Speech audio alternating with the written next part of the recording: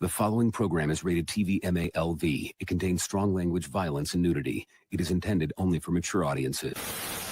How many Taco Bell stackers can we eat? I think I'm going to go for 12 this time. I think I could do about 15. I think I could do about 23, just to make it even. Got the Taco Bell stackers in this bag. It's heavy, too. It almost ripped. Just finished my 15th one. This is my last one. I don't think I can make it past 30. Nachos for a little break. Slowing down back there? Yep, I got you. After 17 stackers and 5 burritos. All right, my goal was what, 23? I got 30, so I think that's an accomplishment. Mine was 12. I got 14 stackers down, 3 quesadillas, and 10 tacos. Wow. My goal was 15 stackers, and I had 17 stackers.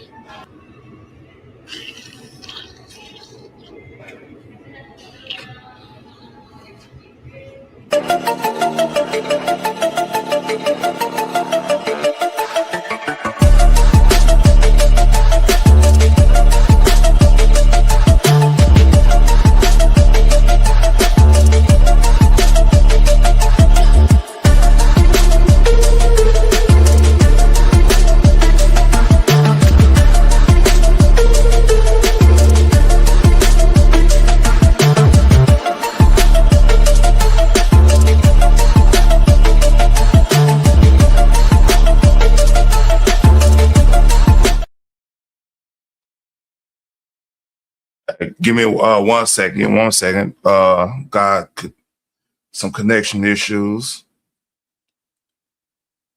All right. Hold up. Give me 1 second. I'm almost.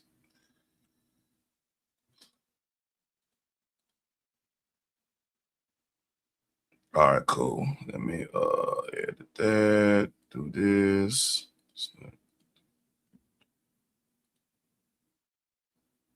All right, I should be good now. What up? What up? What up? Make sure. Go live. All right, cool. What up? What up? What up? It's your boy Terry the Black. Today is January 14, 2026. A lot of stuff going down, man. Matter of fact, let me get my camera back up. Yeah, the Rumble connection went off for some reason. Hold on, let me put the music on. So yeah. We got a lot going on. Night of Seven Kingdoms will be coming out this weekend. Gonna go over that. We got some stuff in black in the black space. Two people I follow a lot, Corey Holcomb and Anton Daniels. It got in the spec. We're gonna go over that. J. Cole he just dropped a new song. J. Cole, NBA YoungBoys, I believe ASAP Rocky. A lot of people dropped some hip hop today, man. Let's see what else I got. Oh, some more Somali. We got another video from Nick Shirley about the Somalians, and yeah, they're not real happy up there in Minneapolis right now, man. We're gonna go through that. Oh shit, I mean that. And yeah, it's gonna be crazy. I'm just gonna go ahead and start on this Night of Seven Kingdom thing because it comes out this Sunday, and I will be doing a live stream, not a live stream of the show, but I'll be doing a live stream after doing my review of the show. So I'm a real big Song of Ice and Fire fan. My name is based off of Song of Ice and Fire character. I'm hardcore with the shit. That's literally my Star Trek. So we'll go through this last trailer. I'm probably gonna have to edit this because WB. But let's do it.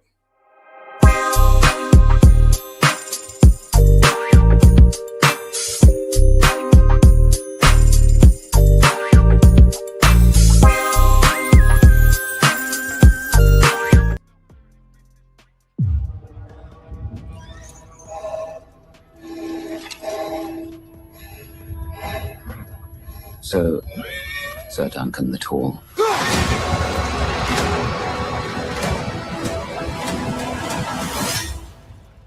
How good a knight are you? I'll see.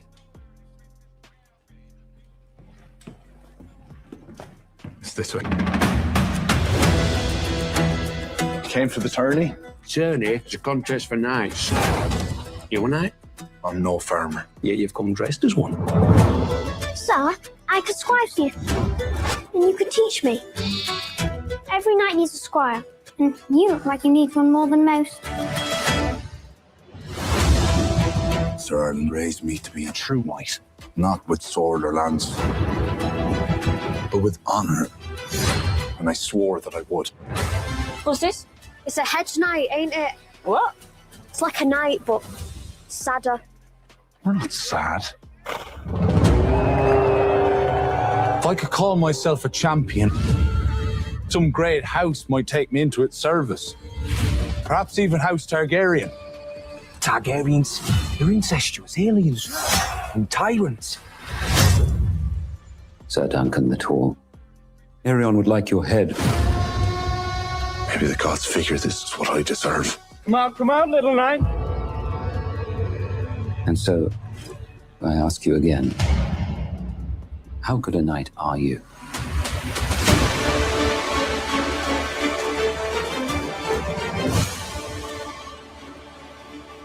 You may be wise to run.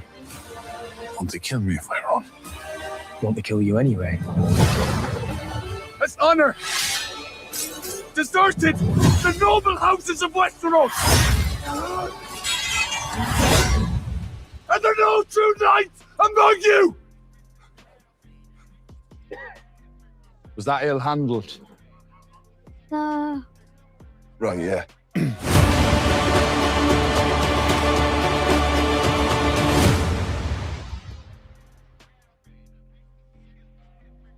All right. So yeah, it's a good look. I'm thinking. Hold on, let me look at it. I think the episodes ain't that long. Let me go. I saw like, let's see, premiere. What they got it as. Release schedule. Blah blah blah. Yeah, a lot of the shows, a lot of the episodes are like. The longest is the first one, but a lot of them are like 30-minute episodes. So yeah, it's gonna be a short season. Like the book is actually short. Like this, it's supposed to go through one book per season.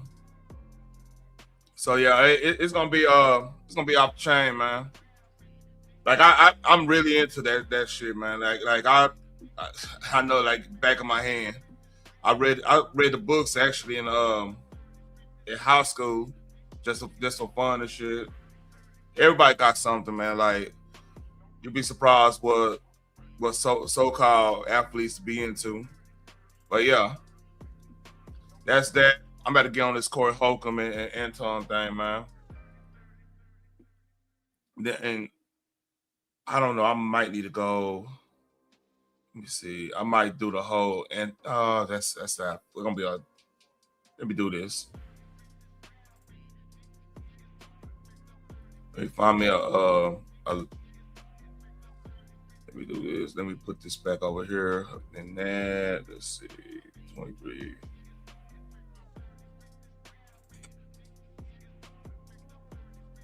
Let's see.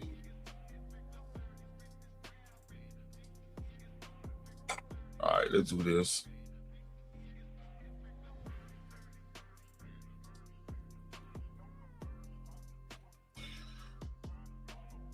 Oh shit, nah, I mean do that. Let me share this. We go by straight up.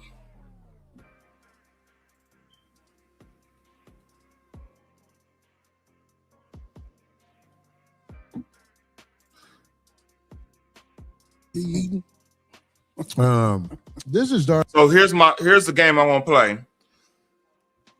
Every time I hear a shot, it varies in this type of shot. That's like this one that means something, and that's over the line. That's what I'm gonna do. Alien ordeal. Just to let y'all know. OG Ortiz, and people who don't know. Thank you for that. Oh my God, not the full thing. I was on time. I'm gonna just say that. Hey, Yes, we he is. expected it. I already knew. That's why I got here almost on time. I was on time. My man. You dig what I'm saying? Yeah, he repeated that. That was a little crazy. A lot of y'all know. We said he was coming. Anton in the house. Hey man, let me tell you something. I was so glad Niggas dropped, by the way. you're here. Niggas Because dropped. people need to see a clash like this. Not a clash agree. within something bad, just people who got something to say. Like what you say and what I say, I think it's gonna be interesting. I do too. Yeah. I think it's gonna be really interesting. And we had a great conversation too. We had time before you got here, so we had a great I conversation. buttered it up. So You don't need to That's what's butter. up. I made you don't sure need to that butter I me made up. sure that she felt good about this. Yeah, man, you don't need to butter. We still trying to get Shannon Sharp on here, so Darlene can have something to do after the show that she'll be proud of. Oh, brother. Too old. That That's man a don't good- want that's a good this. I know Your that, but I'm saying- chat think they tough. Who I cares? noticed They that. think they tough? They think they tough. Yeah. They be out there. They not that tough. Uh-oh. We You seen charging them up. we seen Uh-oh, here we we go. seen Yeah. worse. You know, I don't pay attention to Who the- niggas that don't got no profile picture. You know, I always I hate promise to motherfuckers God, talk, bro. And they scared to step forward. I don't pay attention. I think them type of niggas jerk off in their socks. Yeah. Oh shit. Well, now they've gotten so savvy where they can actually put a picture, but you open it up and it's like, oh, no post, no nothing. It's like, Somebody oh, said- okay. We don't take that serious. Exactly. Keyboard cowards is what I call them. Somebody said, what Craig got, he on time. I tell you like this. I cannot respect men who are claim jackers. Like I don't Like what? Give me an example. like the United States. No, give me an example, like a real life thing. Like, what did they take? The United States. Like taking this country? Not just taking this country. How do you think you got here? The transatlantic slave trade. Yeah, You're a smart man. Right. I swear So- to God, I know all about it. So it's very hard to I'm be debate- respectful. You know what? I'm debating. Should I go straight to the where the smoke at? That's the debate. Should I go straight over where the smoke at? Because like they gonna go through a difference in philosophy and type of situation. Of what is here when Truth. You have a greater chance of being killed by somebody that look like you than to ever interact with somebody that don't look like you and kill you. But do you That's a understand? fact. Do you understand that it's made Anton actually got a good point on that. Then that goes without saying, but yeah, they actually got a good point on that. like that on purpose? The position, It's the system. the The system position against us. I got it. okay, but the position you and your people are in, Who's my people? black people. Do you claim black people? I'm a Christian first. All right. I get what Anton is trying to say there. I get the I'm the Christian first thing. But like I love being black. I might have different political views than a lot of my counterparts. I might be a little rough around the edges on some aspects.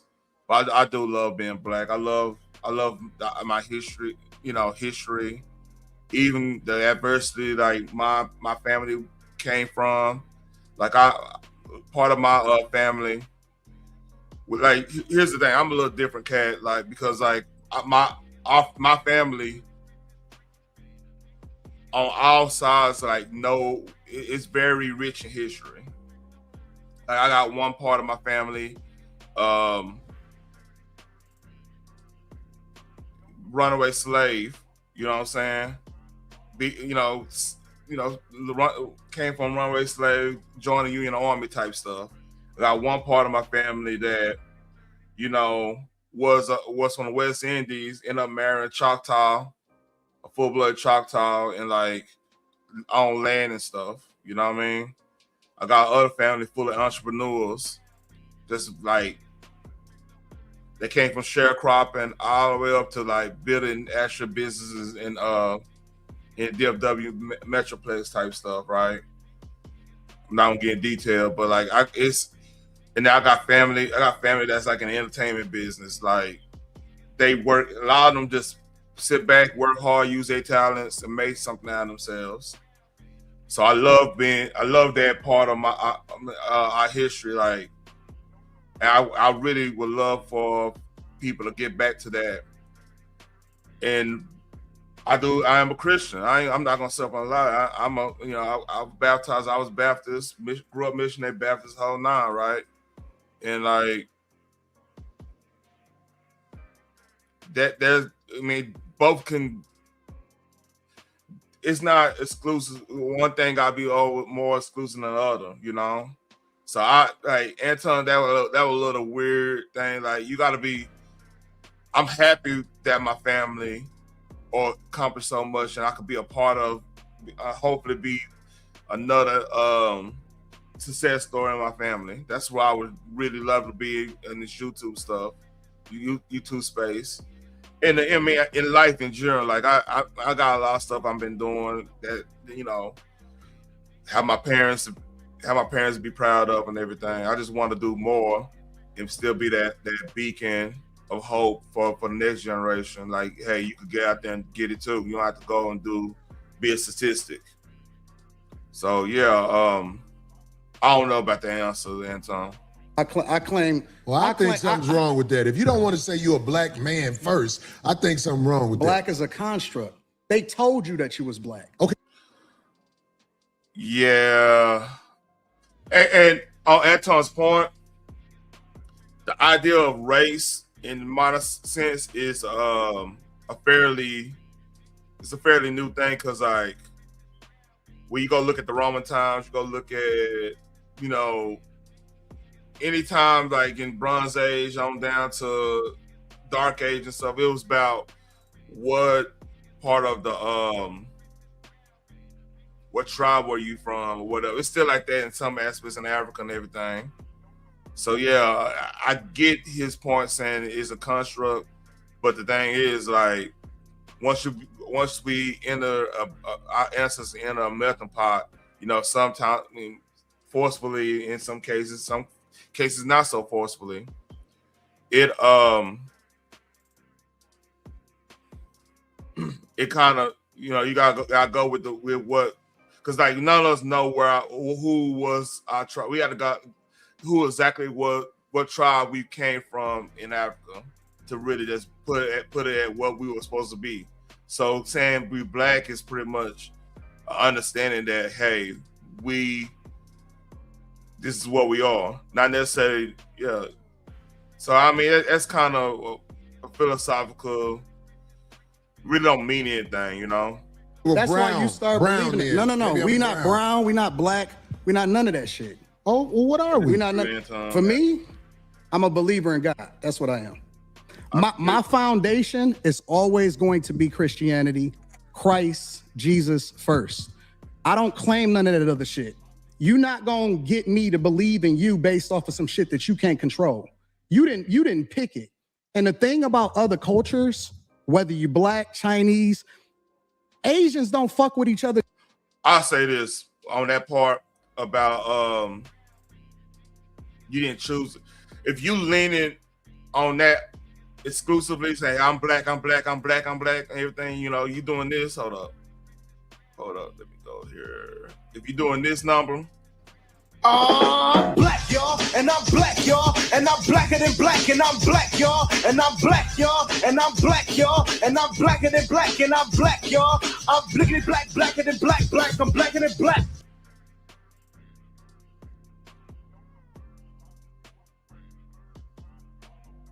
if you're doing that, it gets old really quick and everything, you know. But like if you acknowledging, you know, where you are, and it's really a baseline. It's the first thing, and you just go from there and show your character and everything. I mean, that's the only thing you really could do in that case. Just because they're Asian, Chinese people and Japanese people and Taiwanese people, they're all different. Koreans are different. All white people don't fuck with all white people. So why do I have an obligation to fuck with somebody just because he black? Okay. And then the definition of how you define black is based off of something that a white man gave to you. Okay. Well, trust me, brother. You white people. Let me tell you something. I know Caucasian people that have looked at me and threw me licks. But I am from Chicago. And I'm from Detroit. Here's one thing I know. I know it's about, especially the mid cities, the Midwestern cities. In general, like we gotta remember, like the one of the headquarters of the KKK was in Indiana, back in the Gap. You know what I mean? And the mid cities. I'm saying mid cities because I'm in DFW. We have a thing what we call mid cities down here, but like your St. Louis's, your Indianapolis's, your Lincoln, Nebraska, Omaha, Nebraska. Like they actually had like lynchings in those cities and everything. St. Louis, Kansas City, like they buried a lot of cases very segregated up there. Way almost more segregated in the South in later years in some cases, right? Like I'm in DFW for Texas, right? And I lived a little bit in Arlington, so I kind of seen both sides of the tracks when it comes to Fort Worth, Texas, and everything, right? DFW, and like to a point, you know what I'm saying? There, we become all Texas at one point, you know. Now, I'll be lying to say it wasn't any like racism here or something, somebody said something untowards, but like people got called out, especially my generation. Like if you're in my generation, I'm talking about pretty much early millennial, damn near Gen X. Like it wasn't cool. Like everybody listened to everybody else's music in some cases, unless you just did. I'm just talking about in DFW. Like we listen to everything. If it was from the area, like I got Pantera's albums, just like I had Mr. Boogie and Mr. Lucci albums, and some of the local scene stuff. You know, what up, Phoenix? Link Pen. So like we wasn't pretty much segregated, even though people say Texas got this little the racist stereotype. There really wasn't that much segregation. Like everybody, especially when the internet really took off, when you start doing AOL. Because like, quick story, when I was in high school, like everybody had AOL Instant Messenger, and we all used to just connect on there. White, black, Hispanic, Asian, everybody. Okay, Angelo, we'll get. How you gonna misspell my name though? That's cool. It was Chicago is very segregated. I knew nothing about Caucasian people until I moved to Los Angeles. And a lot of the stories I heard, it turned out to be just that. But back to this Christianity, you have to understand this. You were taught that by the people who kidnapped you. Is that a lie? Nope. Okay, so we was taught everything that you know on this earth, it was taught to you. The racism that you have in your heart, it was taught to you. You say I'm racist? Oh. Yeah, absolutely. Oh, I studied you. Wow. I studied you. This is why I'm racist. I don't know a lot of racism in me. Absolutely. But maybe you can show me something I don't know. We're gonna get there. I wanted We'll you get guys there. to start the show off in your own No. When brother Anton Daniels was talking to me on the phone, I knew that we didn't see eye to eye on a lot of things, but I believe we can have a conversation like men. You know what, Corey actually being very respectful. Like it started off good. I think here's the problem, man. Like anytime you get in debates, even you don't see, like it's sometimes I've talked to some people that, I didn't see eye to eye with, but I just stayed right into like I don't respect them to get because I know I'm gonna slap the shit out of that person if they get out of line. Because like and a lot of times I don't like talking to people like that. Like if people I know they disrespectful, I just like kind of be like, all right, you know what? I got people that love me. I can't do that bullshit no more. You know what I'm saying? Let me move around. I'm way better. I'm way more patient than I used to be. Way more patience. Got you, Phoenix. But like, I think that's where it went left, man. They didn't have initial respect for each other to the point.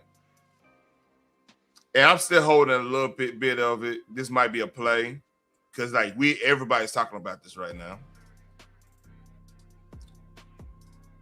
So what you got on that, Phoenix? I don't think it's a play. Both of them have said some very disrespectful things about each other. I think they should have cleared the air before the interview happened, though. That might have eased a little bit of the tension. If they would have stayed in the pocket of getting a clear understanding, then maybe this would have went a little bit better. Yeah. I don't think it's a play. Let's read. We got a lot of. Probably got 40 minutes to an hour of this to really cover, to really get the full context right. Yeah. The fullity. I was like, a lot of stuff he said right now, I disagree with so much. But both of us. I'm going to try to make a point because I have the hopes. I don't agree with Anton when he said he's black as a construct and this and that. I love being, like I said earlier, I love being black. I love my family history because I know it. I love the accomplishments people we made, even in the harshest of conditions. I see things differently than your average black person. I'm happy for that, but I never. People get like, because I don't agree with what everybody's saying. I don't like being. I love being black, man. Like, you know, we got a lot of things that we could be proud of, to be happy about. You know what I mean? To be focused on the net. I agree to a certain extent. I agree with that. But like I said before, everybody's experience is everybody's experience. I think Anton was actually raised in the suburbs. So that means he was raised around other Caucasians. As Corey said, while he was explaining, he was like, I ain't know nothing about no damn Caucasians until I was in Los Angeles. He had to change his environment to learn about. But the things that he learned about them, basically anything any black person was saying about their ass, he found it to be true. That's his experience. Now, to be dismissive of either one would be unfair. I know Anton said he's from Detroit. If he's from the suburbs of Detroit, that's not Detroit. That's like metro area, which means outside of the city. His experience is different from those who was actually born and raised in the city of Detroit. See, the crazy thing too, man. Like I said, I lived on both sides of the tracks and down here. Like I lived in Six, like Russell talking about South Six. Well, my granny stayed in South Six. You know what I'm saying? So I can't escape going over there, being with my people. You know, it's people I know on the road right now. You know, good friends that's done. Because that was in our lifestyle. So I know full well about how that shit goes down. You know what I mean? Yeah. But then again, like one of my closest friends, my groomsman and everything, I'm a godfather of his kid. White dude. You know what I'm saying? And like I seen them struggle. Cause he came from real talk. So like I look at this a whole different way because I've seen actually white people struggle with us. It's kind of different, and like yeah. But I got you. I mean, I witnessed a couple of white people struggle that was in the city. I noticed that a lot of white people started moving outside the city once we started becoming homeowners in their neighborhood. Those Yeah. neighborhoods that they felt was safe. Like I grew up, I'm in Detroit, so there's a neighborhood, Grosse Point, for example. That's a suburb, out a little bit outside the city. They build a wall to keep the separation. Now, whether or not that's racial or a class thing, it's unclear because most of the folks that was in Grosse Point were white. But I've also witnessed black people being there as well. I just That's don't know how they were treated. yeah, that's crazy. And like I know I'm a look when I was at Arlington, when I was at Arlington during that time, I was a little bit younger than what, because it was families that came to Arlington, like black families that came to Arlington. Arlington's where like Six Flags and where the Dallas Cowboys Stadium and everything, like all where the Hmm. Rangers play it, all that, right? Hmm. So I've heard stories like people moving there from like the hood or everything, like and got a good job or whatever, and they moved over there in like the early '80s and mid '80s. That it was a little weird over there back then. But like with time happens, and then people start noticing like that shit ain't really cool. We bring something to the table. You know what I'm saying? Because people that came up there, they paved the way. So then when my mama and them, we moved out there, right? I didn't deal with it so bad. It was more of the soft type. Like, this is the things we gotta watch. This is one thing like we gotta watch out for, like governmental institutions. Like in schools, they'll play that try to get you on the ADHD shit because my mom was a single mom at the time. Oh, absolutely. They try to play that game, and you just have to be strong. And thank God my dad was around. He wasn't in the house, but he was around. So like, hey, they check that shit. You know what I mean? What up, Boogie? You got anything? Yeah, like I said, hey Boogie, What's going on, Phoenix? Tearing the Black, Boogie on salute to you, mute. bro. Salute Oh, to there you, he mom. is. What'd you say? She being funny. I What said you you was call on me? mute. Yeah, I was, yeah. I was I letting said y'all you finish was up. on mute. Oh, how y'all doing today? Doing good, man. Just go over this nonsense. Hey, man, but I'm getting I my like vision that board together. conversation they had, though. That conversation, it could have taken off and went into something so, much more prevailing, but for the most part, that was a hell of a conversation. Of course, the disrespect was disrespect. Yeah. Both of them disrespected each other. I think, but now that I think about it, I went back and I looked at it, and I think Anton came in on 10. I'm gonna just say that. I agree with Corey, that. Corey Absolutely. might have, he Absolutely. might give off that perception that, he's he can't have a conversation or whatever, but he kind of proved himself that he was willing to have one. And Anton was just like he said, he liked to go and get in people's faces, when the conversations are being had. He liked to go to people's platforms now to look them in the face. That's what he said. So shout out Yeah, to both of them, though. I I heard actually that. respect that part too. I actually respect that because like a lot of people been talking shit on the internet, man. We gotta get back to the And you know what else? And this is something that everybody keep missing, but because I am a native, I could say it. It's a Detroit, Chicago animosity there. I was thinking that.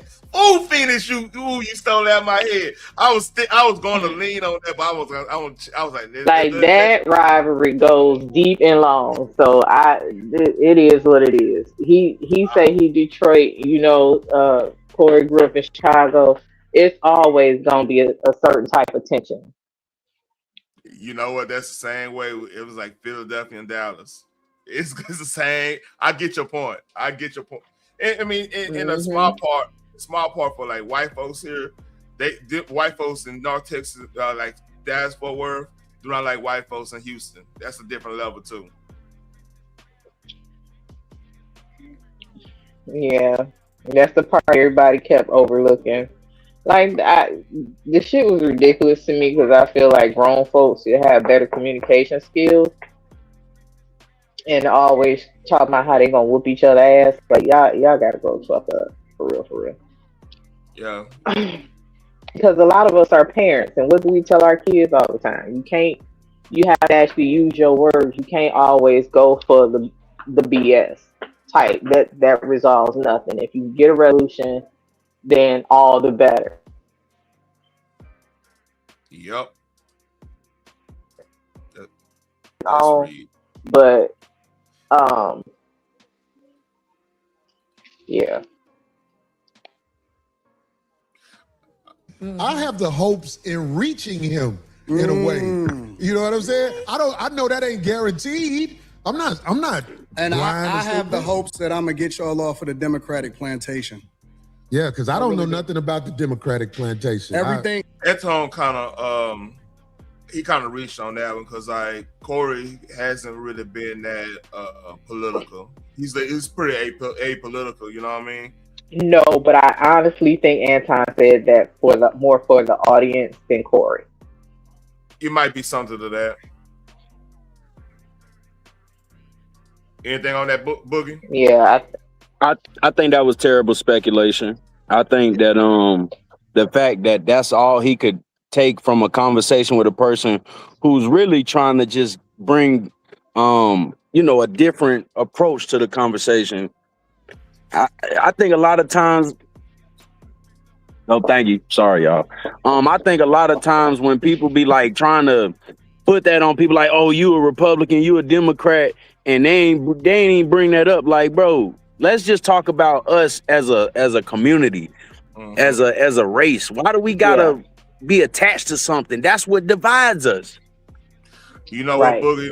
On that point, like that's like because people get me. You know, I believe I'm pretty much me and Tom probably a lot politically. I'm probably a little bit more on the extreme side of him on some cases. I'm not gonna lie about it, but the pro-black side of me is like, man, look, we gotta just get back to the basics. This is what we need to do as a community on a basis. You know, we need to start. Hey, a lot of us need to start marrying. Combine resources. That's the easiest way for generational wealth, right there.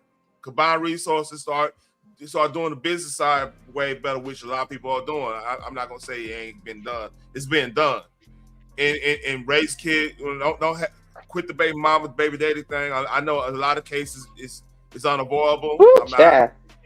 I'm not judging, but the best case, the square one. You judge a little bit.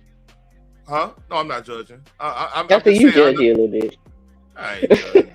I ain't saying you didn't get married. I mean, hey, you do what you want to do. I'm just saying the ideal situation to just grow, for a starting point, we need to just get back to the family type shit. We start there. So I completely agree with that.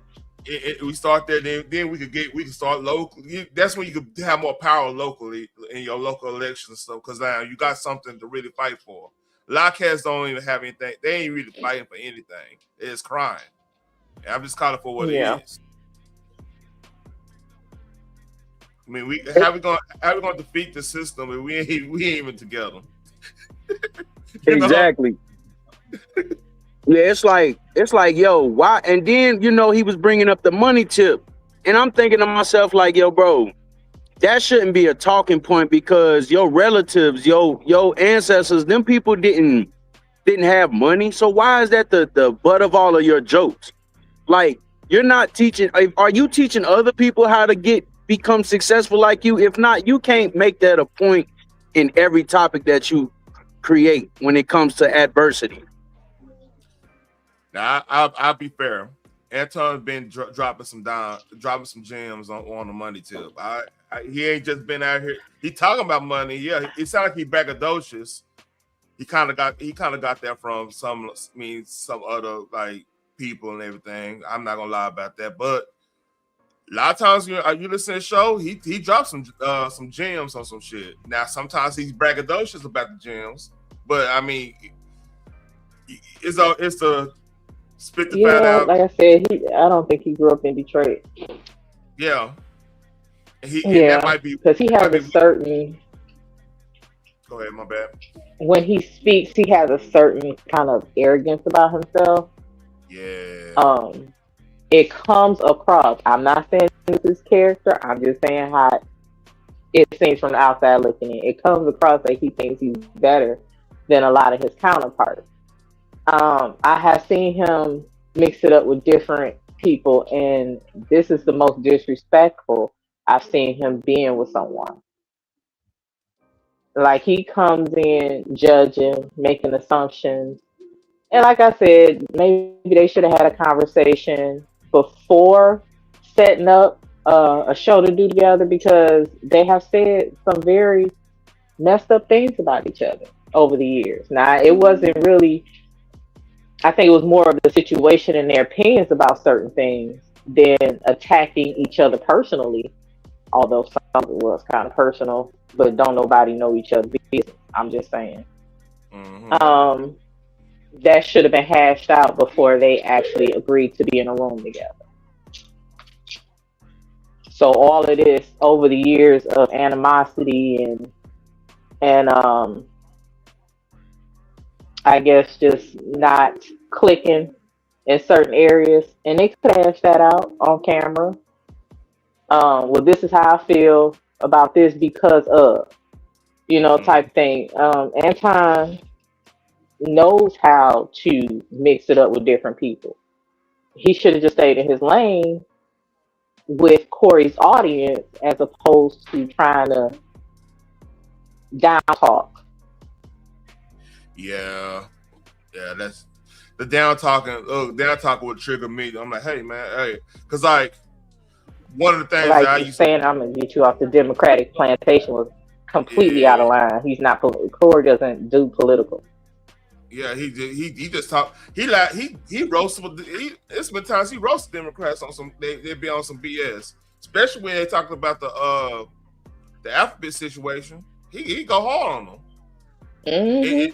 In a way, like the feminist stuff, he go hard on too. So I mean, that was a little out there. Absolutely. Can I say like he had there's been a lot of people that have been criticizing him for his income, for his finances. So I had seen a few videos where people were criticizing him, based on the theory of fake it till you make it type deal. Like he wasn't rich, and now he's gotten to this point where he's rich, and now he's downplaying all of the people that don't have the type of finances that he has. Add to the fact that he's coming on there and trying to get these wow moments or like these viral moments, which is completely viral, at this point. But on top of that, it's like you're trying to school people on their platforms. You're trying to over debate, like you're not trying to have a conversation. You're just trying to get like that I'm stunting on everybody and I'm the best at what I do. That's cool. You can say that you're competitive in your skill set, but it doesn't come off as like humble, like you have a humble bone, and you don't got to be humble neither. But it just seemed a little odd that every time I see him now, he's trying to get these viral moments out of people. He's down talking people. He ain't got nothing nice to say, basically. Nothing. So are we not going to talk about when he went up on Kwame platform and was talking all kind of shit about that other basketball player, and then when the basketball player hit the link, he fanned out. Yeah, Kenyon Martin. Exactly. Kenyon Martin. Like I know people that play with Kenyon. Like Anson know people who play with Kenyon. So like that's not what you want. But like the thing is too, I think part of this is because this for real. Like if you lived in the suburb anytime and go back to the hood, you get that animosity. You know what I mean? So I think he is a way for him, and plus the internet been going hard on him on like some chicks on like him and his old lady and everything. This might be a little defensive mechanism, you know what I mean? I don't know why he said he was from Detroit and then he ain't stand on it. I'm gonna say that didn't look good. They both didn't stand on it. They keep it a buck.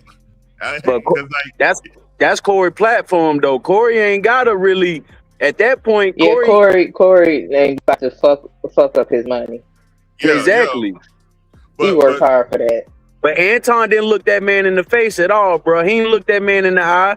Even when he dapped him up, bro, he was just on some sap shit. I'm gonna be honest. Like you didn't look tough, bro. You look like you don't understand what it looks like to have a stand, not even a standoff with a man, like, or like you was even prepared for battle.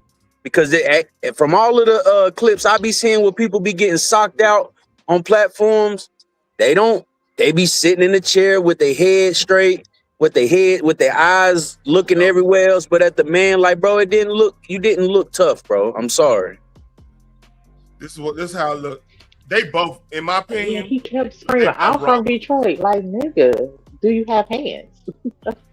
Yeah. And on Anton's point, he did say, "Hey, let's go outside." He did say that. Just take this. We go.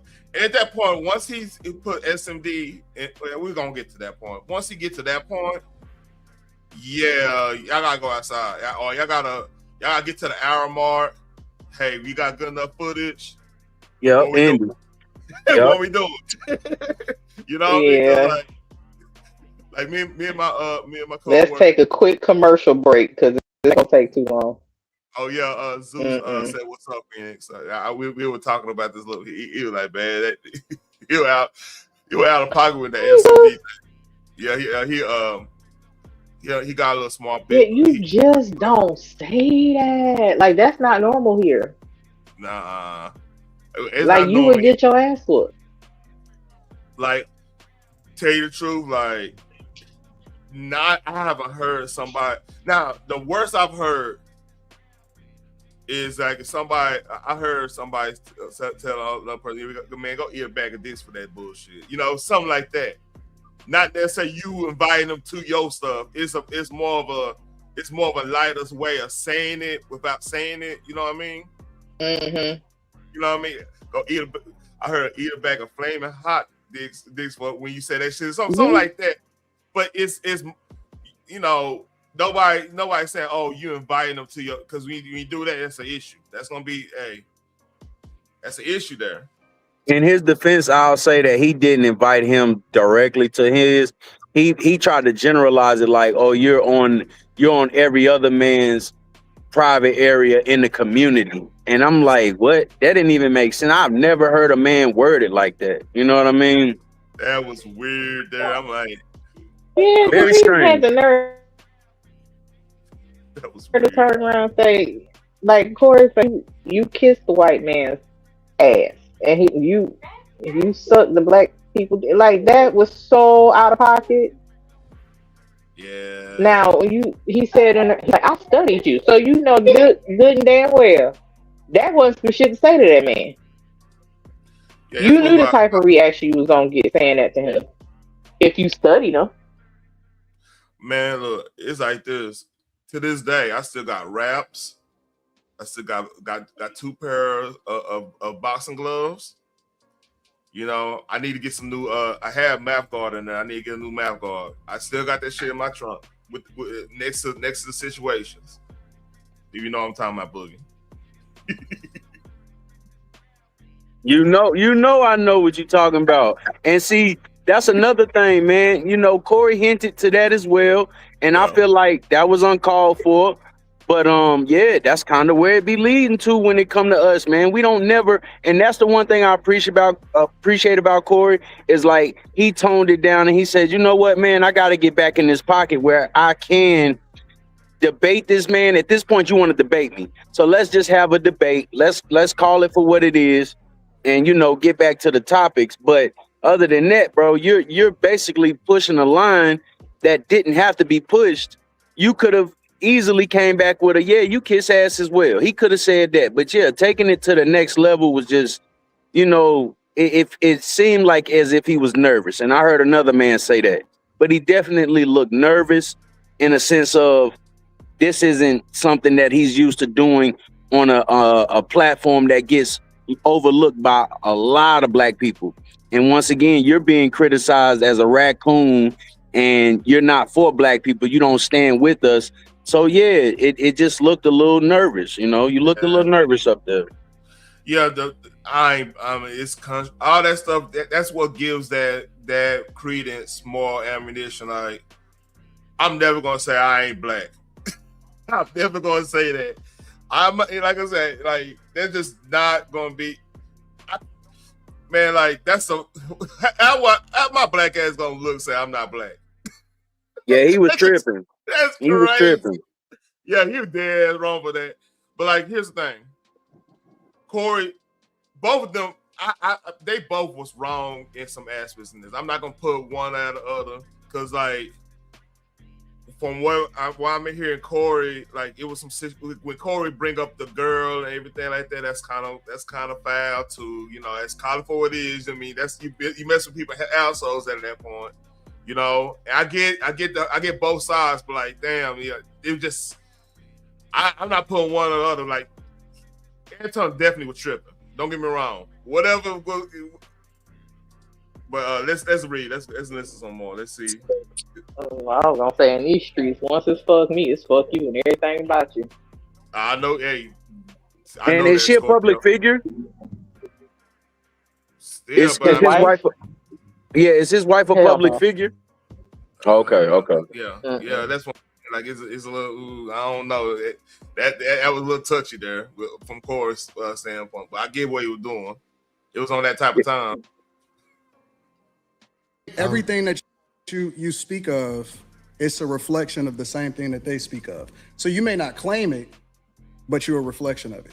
Well, if I reflect something that is this Democratic plantation, I tell you what, I really don't study a Democratic plantation. I try to study being a stand-up human being where when I look in the mirror, I don't see a slick motherfucker. Right. That's who I am. I'm with it. I don't like slick motherfuckers. That's the first thing. That was a shot. You know, that was a shot. That was a shot. If y'all agree? Was that a shot? Not necessarily. Corey has said that over the years before, more than once. I'll give that slight one. So I can't say that was a direct. I can't say that was a direct. But dude is just sitting there, so yeah. If it fit, yup. Yeah, I'm just gonna give it a little Tech 9. Yeah, he definitely, that was a shot at him because at this point, you're judging me, I'm judging you, and I'm looking at you like a slick muff. That's what I'm looking at you at. That was a slight one there. Look, just for anybody to know, this is slick. That's the red, and that's the switch. All right. Agreed on. Okay, well, good. I'm glad we got there. But I get labeled all the time. I was talking to a young lady on the phone the other day, and she said, "I know you hate the what's the lady who calls herself a doctor? I'm blanking right now. Oh my God, Dr. Bryant." And I'm like, I don't hate nobody. Where do you get hate from? And then I was on the internet. Every once in a while, I look at the pages that use my likeness and image and everything. And I listened to some of the stuff they said, and I was called bitter, and I don't know how to get money. But anyway, coincidentally, today I'm talking to a brother who knows how to work the internet well and get money. Facts. Well, you see what I'm saying? Facts. So it's like, everything comes in its season for a man like me. I don't say I got all the answers to everything, but I am willing to talk logically to people who I feel like are able to communicate. He did prove that today. He did, in a lot of cases, was logical later on. I mean, we all agreed on that, right? Most definitely. Yeah, he did. It was just that one little moment where he wanted it to be known, hey dog, that's a boundary.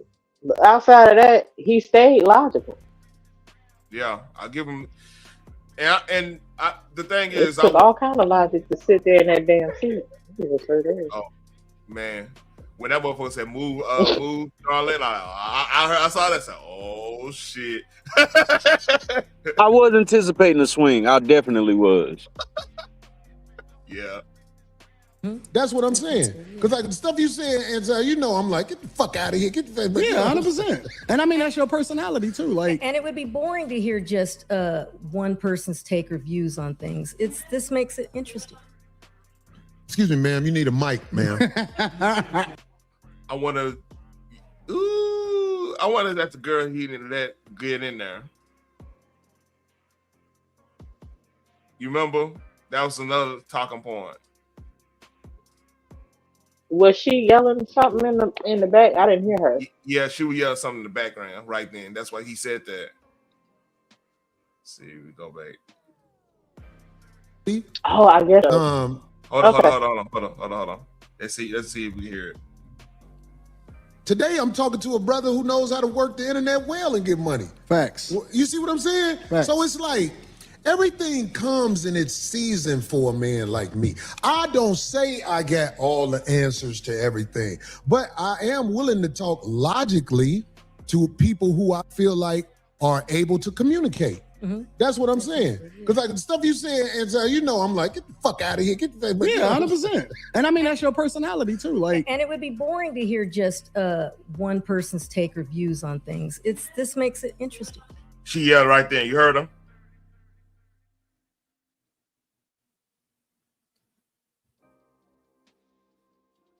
Who we listening for? All right. I We heard a listening little for bit. somebody in I couldn't make out what she was. Somebody in the background. It was a lady in the background. All right, so it's all right here. To hear just one person's take or views on things. This makes it interesting. Excuse me. You heard that?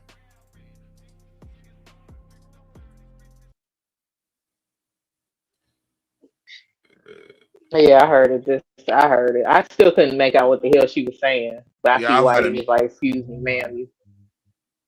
Ma'am, you need a mic. It was an echo. To hear just one person's take or views on. This is what we're gonna do. This is what we do. That's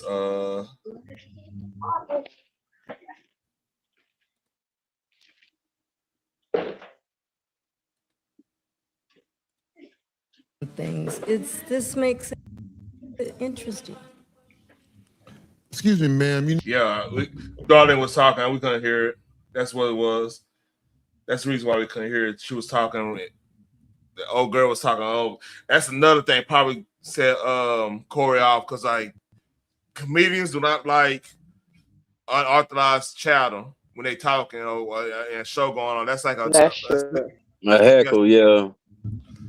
So yeah, that's probably what. That's She's another cutting off part. Darlene while she's talking, and Darlene's actually on the show, and you all On the in show. the background trying to yell some shit. Yeah. That's rude as fuck. Yeah. You need a mic, ma'am. You can ask on the mic. God damn it. Anton, just a clarifying question. What about, are you comparing racism with prejudice? Is it, do you think Black people can truly be racist, or are we just prejudiced? no, I think that there's a lot of people that hate white people, like straight up hate white people. And it's very unfortunate because they're not even the ones that's winning over here. We compare ourselves against a group of people that the majority of them is on food stamps and welfare. They would be a disappointment to their ancestors. Right, but isn't true racism a system that controls access to, Well, that's the argument, right? The argument is we can't make sure white people don't get access to certain schools and programs and things like that. the main way that they You need to be empowered to be racist, to be quite But honest. see, that's what We'll I was get gonna to say. that. Y'all, We'll get to that. that's the argument that Black people make, is that you can't be racist if you can't actually have an impact on another group of people. So it's supposedly systemic. Yeah. I hate that argument because if you don't like somebody, like I've known some people of our community that absolutely hate Hispanic folks to the T. And I mean, how can you not call that racist just because they don't have a necessary power over the people they don't like. I never understood that argument. But racism also consists of power. My bad. Go ahead. I was gonna say the same thing. Like racism has like the definition. One of the words in the definition is power. We have power over because we're too busy fighting each other over dumb shit. That's number one. Number two is Good point. the word you're looking for is prejudice. The thing is, you cannot like a culture of people for your reasons. You know, that's a prejudice. Because a lot of that stuff that you were prejudiced about is unfounded. You making most of that shit up in your head. Oh, they don't. They think they better. Who told you that? So I would argue this. Well, they get more than we do. Okay, well, you ain't fighting for that shit. You too busy fighting each other. We could have been had the shit that we were supposed to have if we came as. Yeah. You know the difference between us and them? They stick together. Even if they infight, you don't know that shit.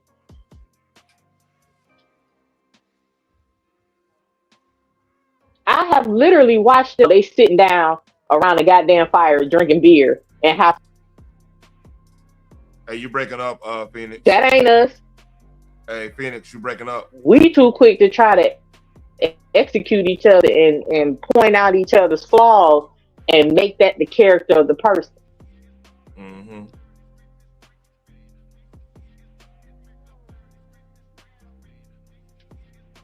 That's why everybody else gets more than we do. Oh, we built this country. Yeah, but you didn't stick together to make sure that we actually benefit from what we built. That part. You rather fight me than fight a motherfucker that took from you. Yep. But see, we're not the race of people that have to answer for Jim Crow. We're not the race of people that have to answer for all of the unalivings and the lynchings and the sit-ins at the diners. We're not the people that got to answer for that. That's a whole other race of people. Why can't you acknowledge that those people put our ancestors through something that still affect them to this day? Why is that always overlooked? Especially even if you're in a greater situation, and this is how I look at it. When you go in these beautifully architects made type neighborhoods, you're going to see a few black people. You're not going to see a whole community of them. You're going to see only a few of them that, yes, they successfully made it up out of a situation. They might even be on the sides of those people, getting along with them, pandering to them, etc. But you're not going to see a whole group of them. If you go to the more worse or terrible parts of a community or neighborhood, you're going to see predominantly black people in those neighborhoods or minorities, whatever the case may be. Those black people are the ones that still suffering, still got to work for that particular race that we're referring to. They're the ones that are still affected by the things that had took place 60 and 100 years ago. So why can't that be acknowledged? I think part of it is one. If somebody go out that situation, go to the other side. I'm talking about as in living there, not fully going out, but living there, understanding, different cultures and stuff, to come back and be like reporting it or whatever. We get pushback. Oh, you didn't stay here. You ain't real because you didn't stay here and suffer with me. You know what I'm saying? I hate that shit. That's I hate that. Don't forget where you come from. I'm trying to. I fought so hard to get the hell up out of here. Why can't I forget? Yeah, if the shoe was on the other foot, you be on. Yeah, get guilt tripped and get, oh, you think you this, you think you that. You see, it's a lot of that going on. So I understand your point, Boogie. I understand full well, but what I'm saying is there's another element in our community, our psyche, that haven't matured enough to be like, hey, how can I get to where you at? What I need to do? Who do you know? You know, not communicating right. You know, try to communicate. Hey, let's do. What can we do to better this situation here? Because like everybody else community does that. Like if you go talk to Hispanic, you might have a couple people. They're gonna be a whole family doing trades, doing everything they need to be doing. But it's gonna be a select few that's gonna end up being the police force. It's gonna be somebody that's a woman that's gonna end up being accountant or some type of lawyer, just real estate agent. So she, so they could just go. They understand the property rights, property value, the whole nine. They understand everything. They all got a mission. The problem is we don't have a mission. Because the thing is, the people that will be making a mission ain't been exiled out the community in a lot of cases. Now I'm talking about the masculine man. What we be talking about all the time. Just now we are able to talk. We just basically have a good conversation with our female counterparts to be like, hey, you know what? We need to hit this. We need to do this. We need to do this. To get to that to get somewhat to that next level. It just happened. It just happened to be because, now on our personalities like your Kevin Samuels and other people, even KB in some regard, it's saying the stuff we've been trying to say for so long. Now it's more socially acceptable now. You know what I mean? It would make sense if once again those atrocities never took place with our people, man. What do we think? What do we think the effects would be based on the causes of why those people are in those situations? They're still recovering, bro. So it might not happen with our generation, but who's to say it won't happen in the next few generations? Because yes, you do have more young black men and women. They're becoming more educated. They're getting better careers. They're learning more skills and trades at this point. So yes, it will occur. But to say that it's going to occur just 60 years after slavery and Jim Crow, that don't even make sense, man. That's literally one grandparent.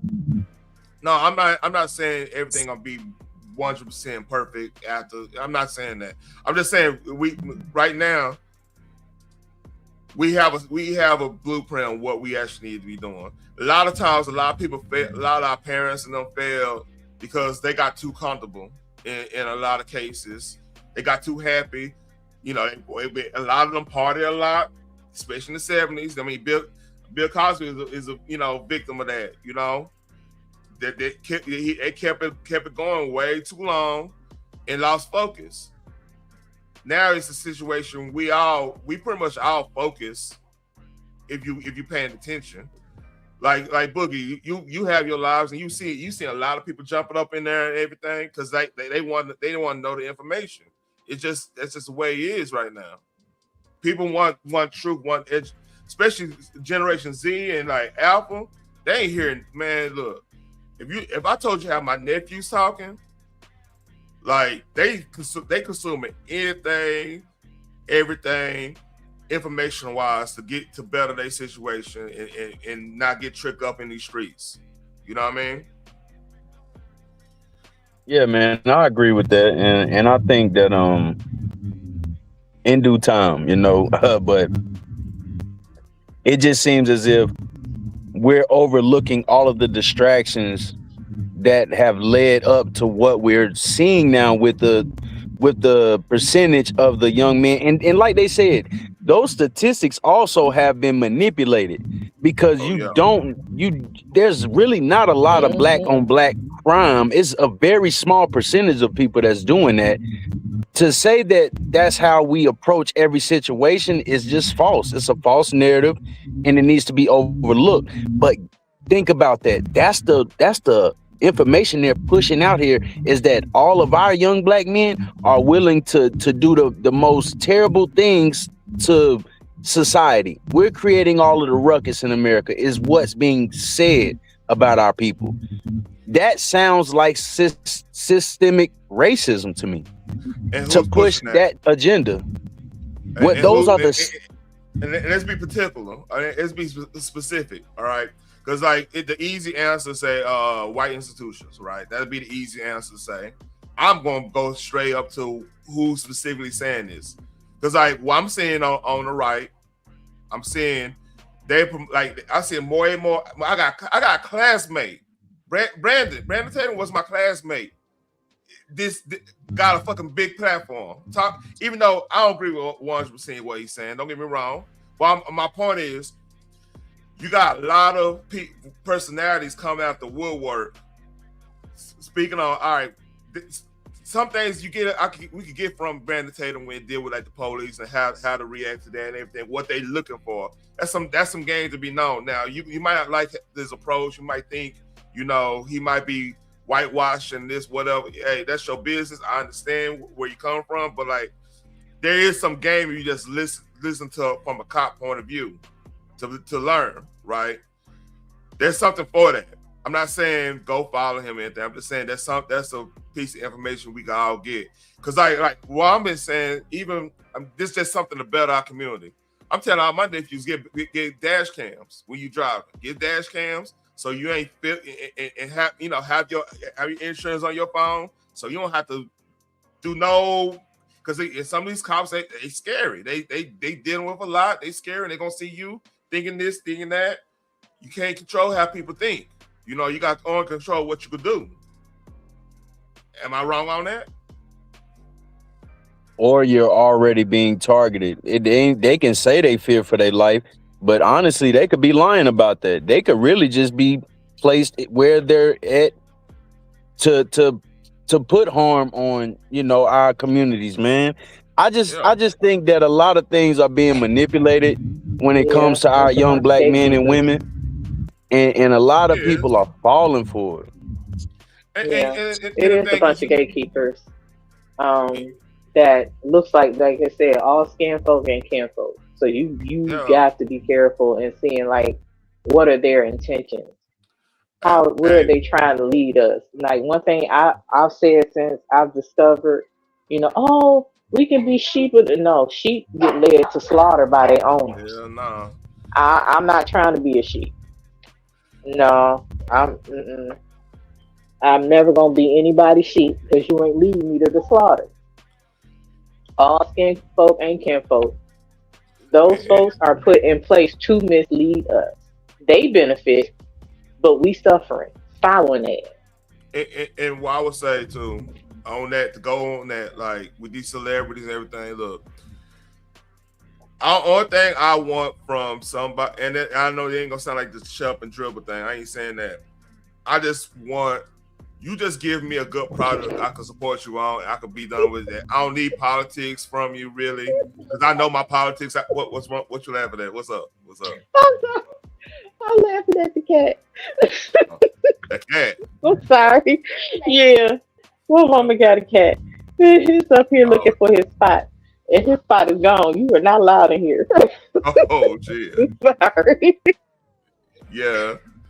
But yeah. My whole, I get the atrocities been there, and like shit. You go get back to even Jim Crow laws. It was because a lot of our free ancestors was making too much money, and them white Democrats back in the gap say, "Oh no, we got to do something about this up in Maryland." Go read Fletcher Douglass. You'll find that out real quick.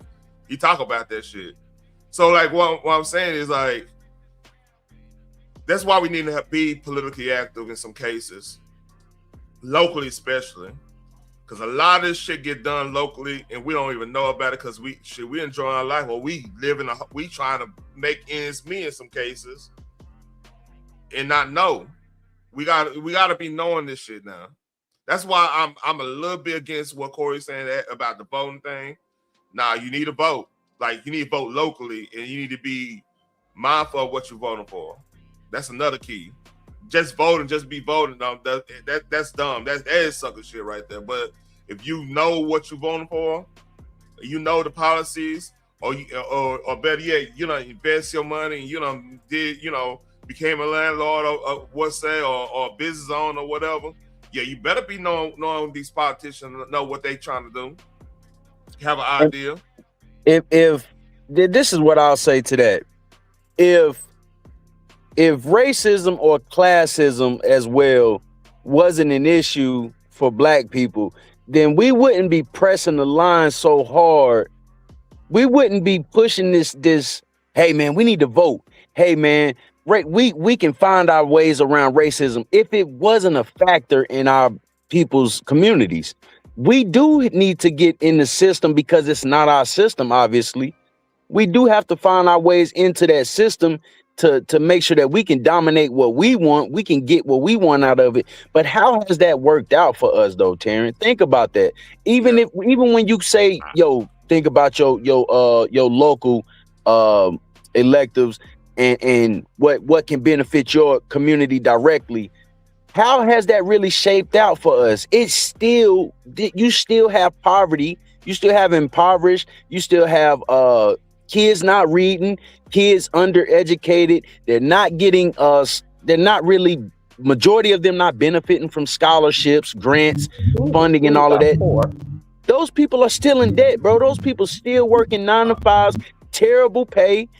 I don't really see it shaping out to be something that we all can benefit from. When you look at other communities, yes, those communities benefit completely from all of those grants, funds, scholarships, education, so many different factors to look at when we say, yeah, man, they really over there grinding it out and they communities are shaping up to be, well-rounded citizens.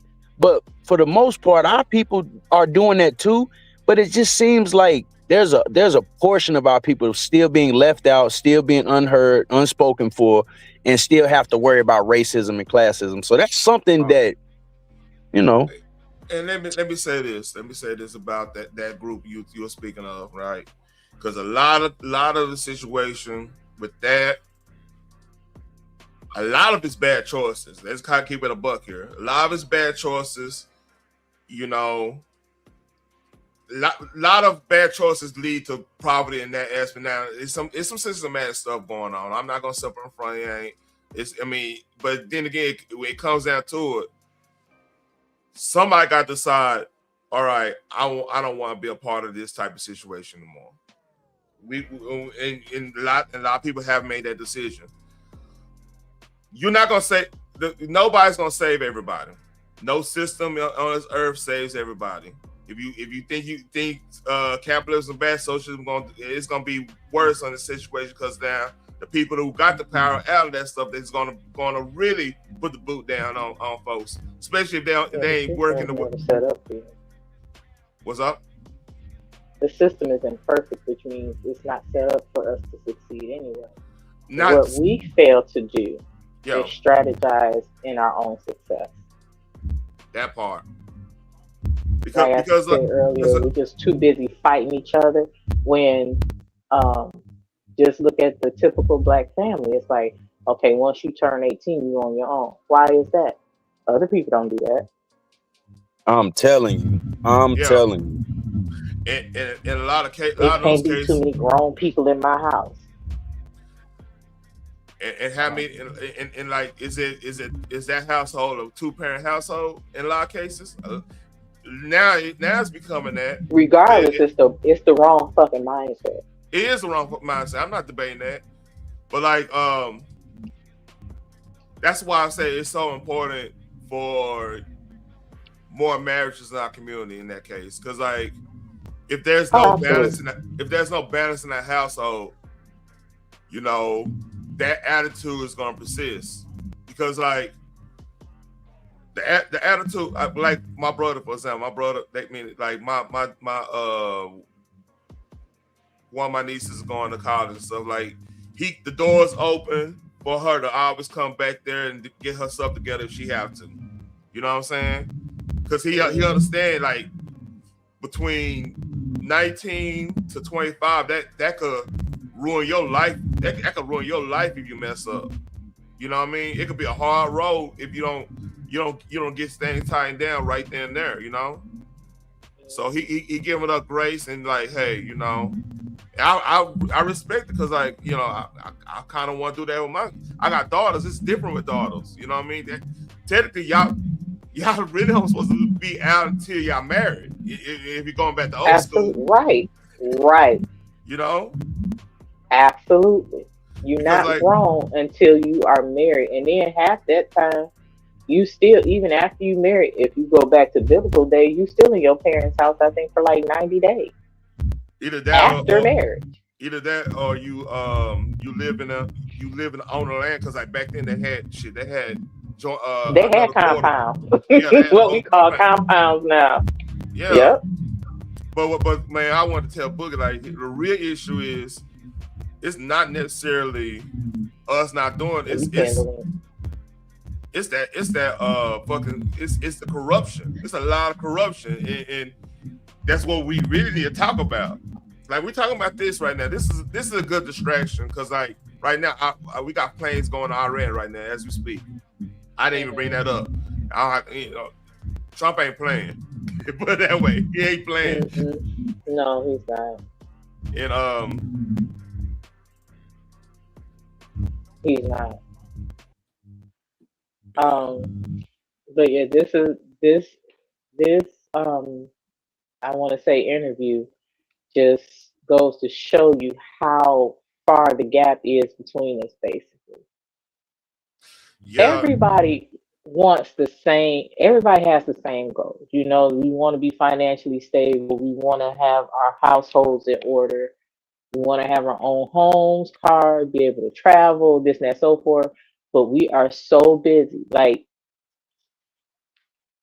we are the only group of people that there can only be one. You know what I'm saying? Like, it's enough out here for everybody.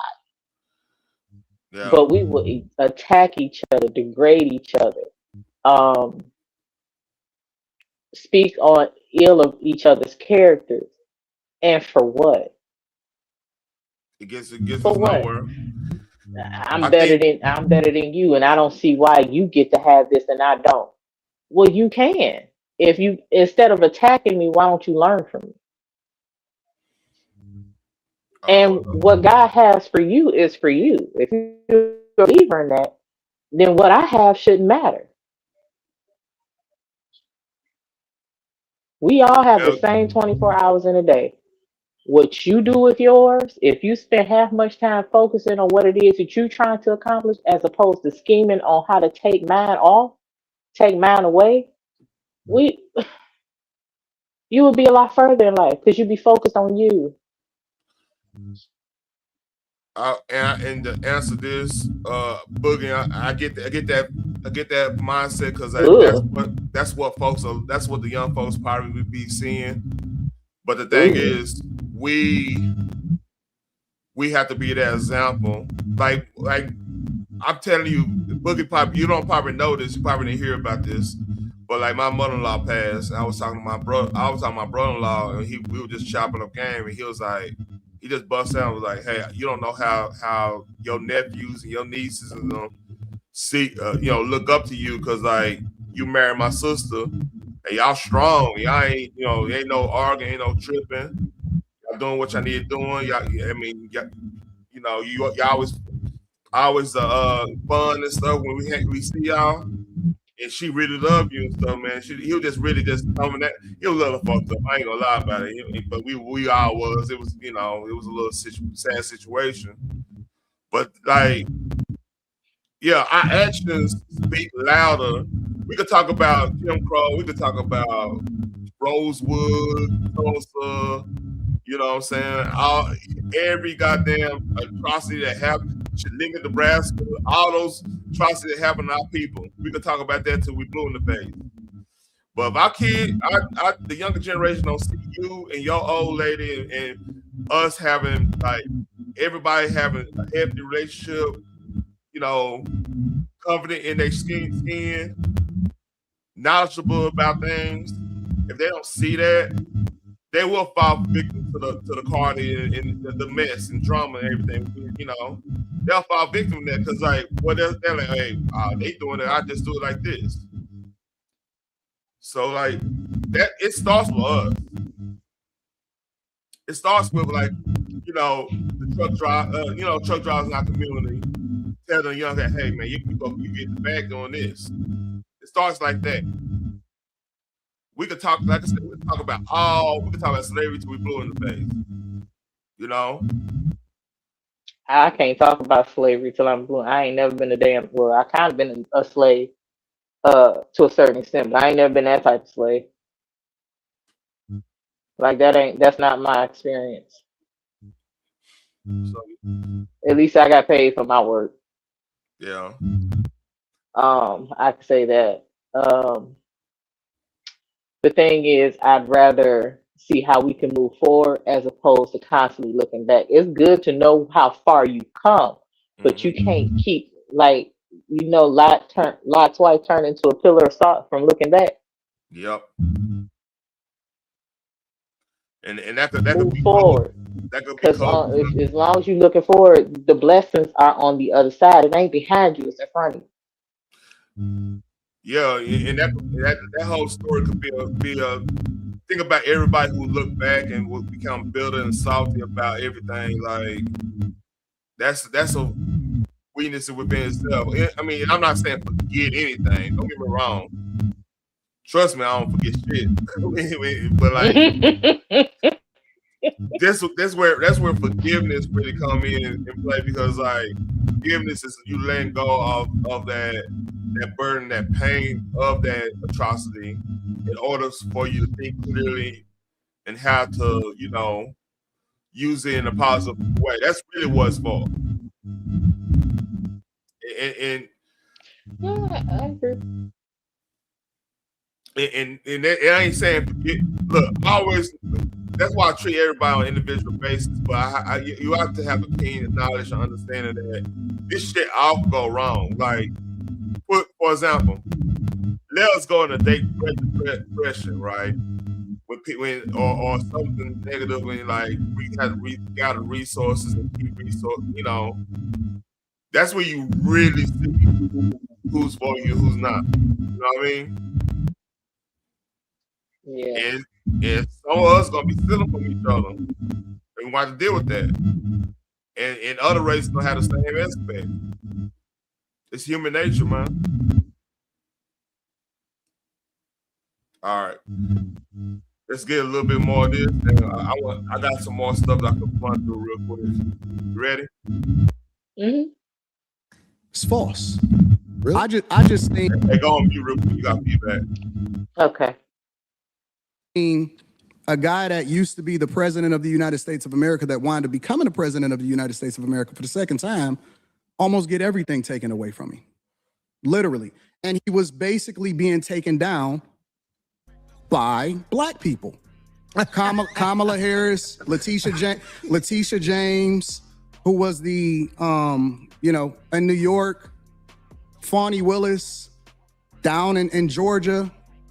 All of those are black women, specifically that met with Kamala Harris months before they actually started this campaign during the Biden administration. And it's so funny to me, because then I have to ask myself the question, well, listen, if this is a construct, and if it's all about white people, and all of the energy is going towards a person that black people fucked with before he actually ran for president of the United States of America, but we champion Barack Obama.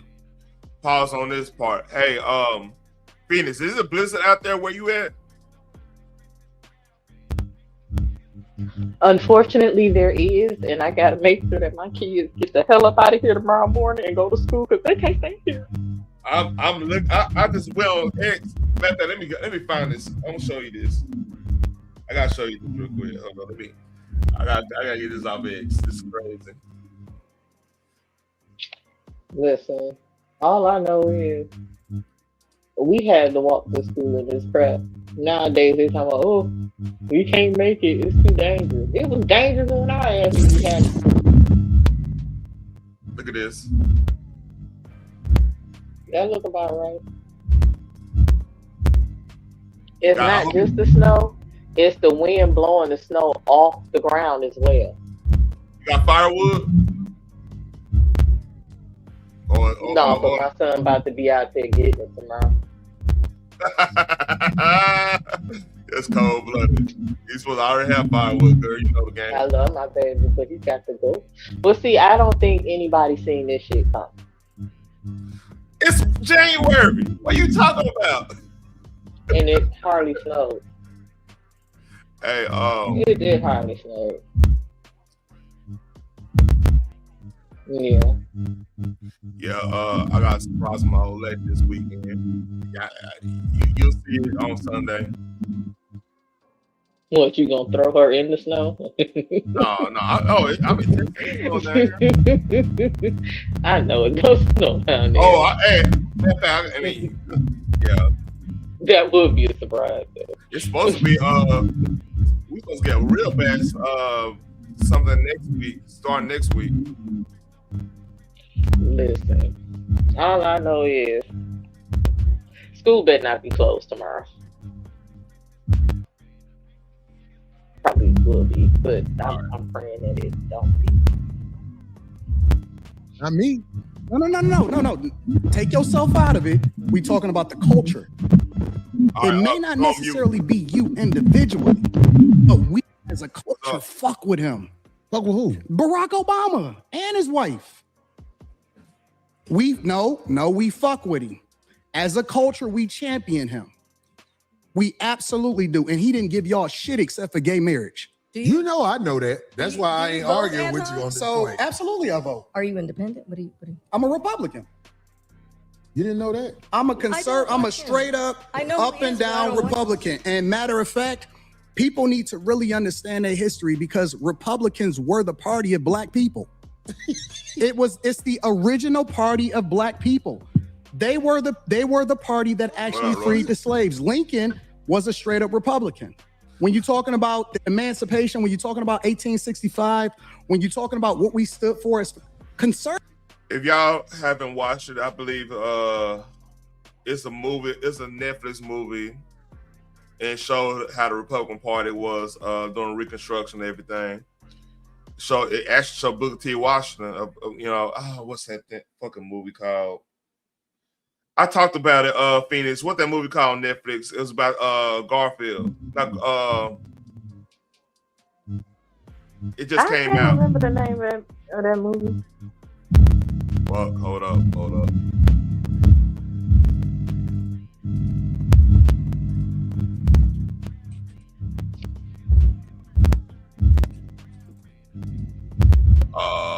Death by Lightning.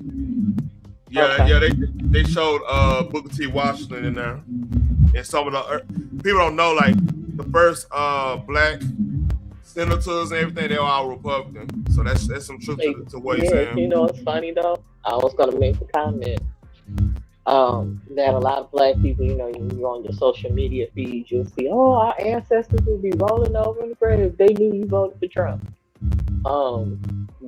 No. Your ancestors was Republican. You better look that shit up for real. Man, I will argue. I bet like Huey P. Newton was still alive. He probably rocking with Trump right now.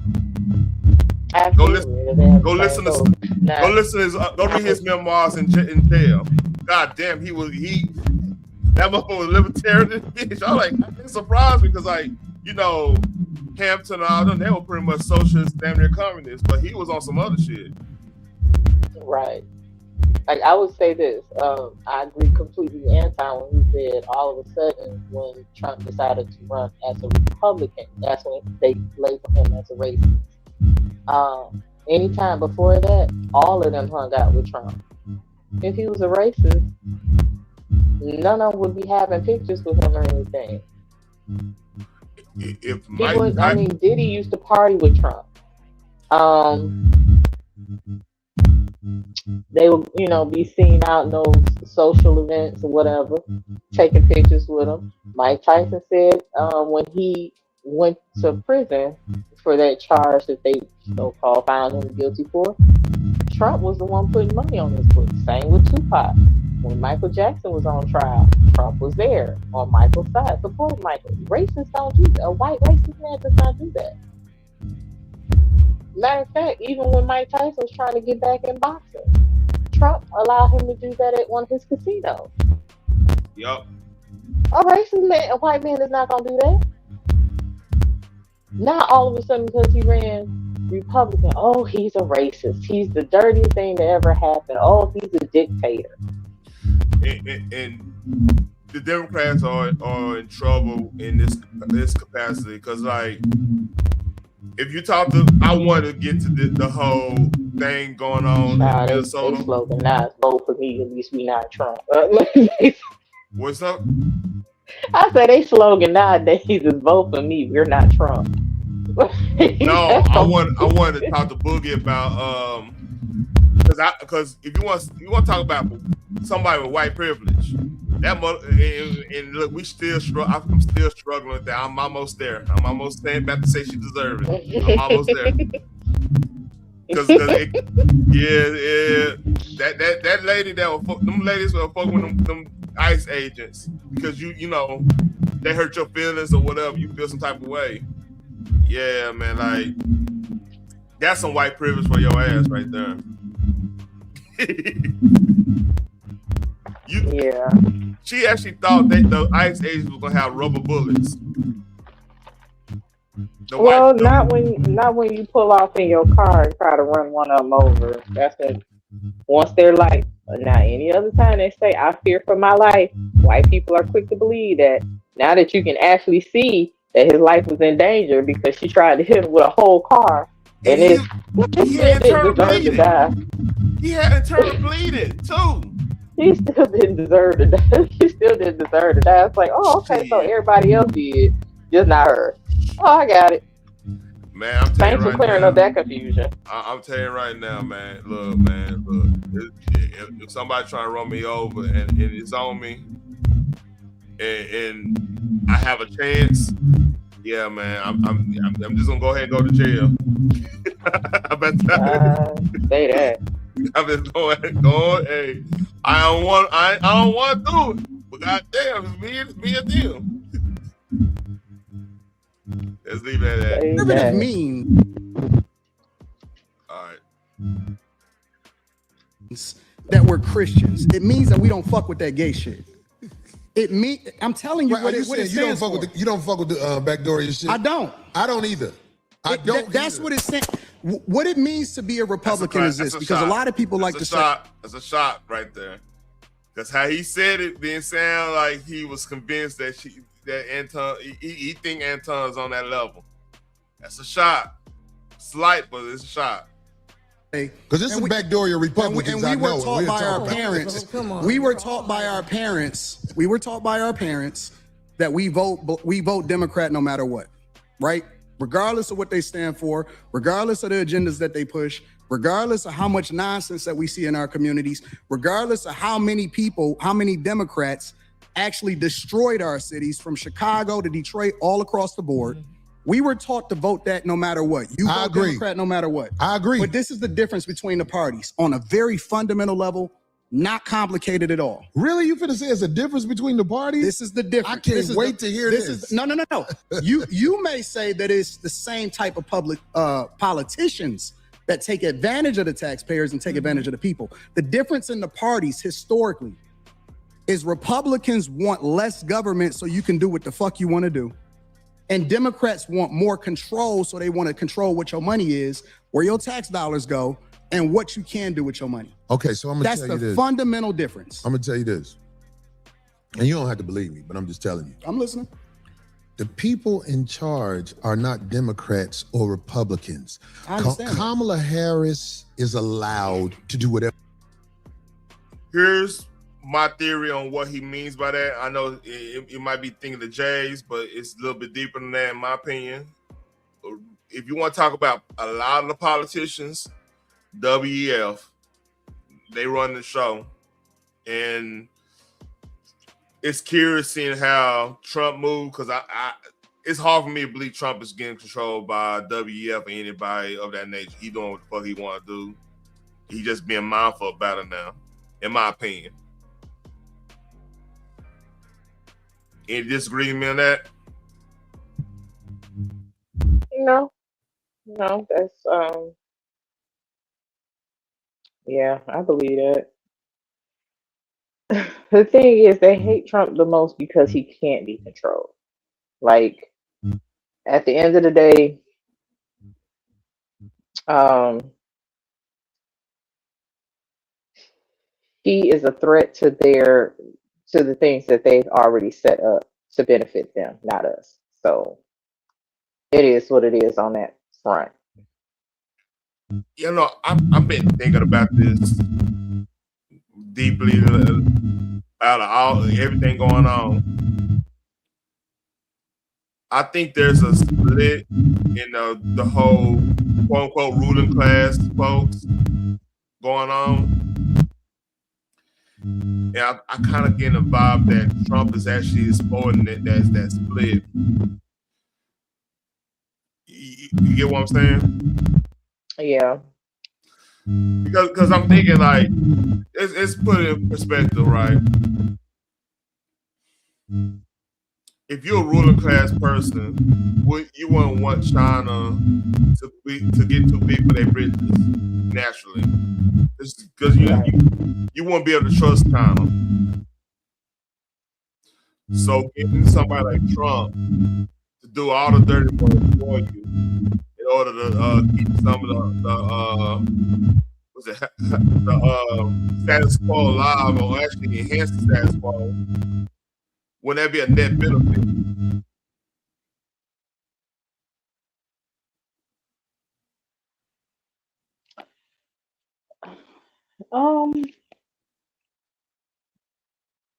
Make you think, huh? Yeah, I still go back to we need to depend more on ourselves than a structure of government that's already proven and that we know for a fact does not give a fuck about. We can still work within those laws that we swear up and down was not written for us. That we still have to abide by, but we would have to actually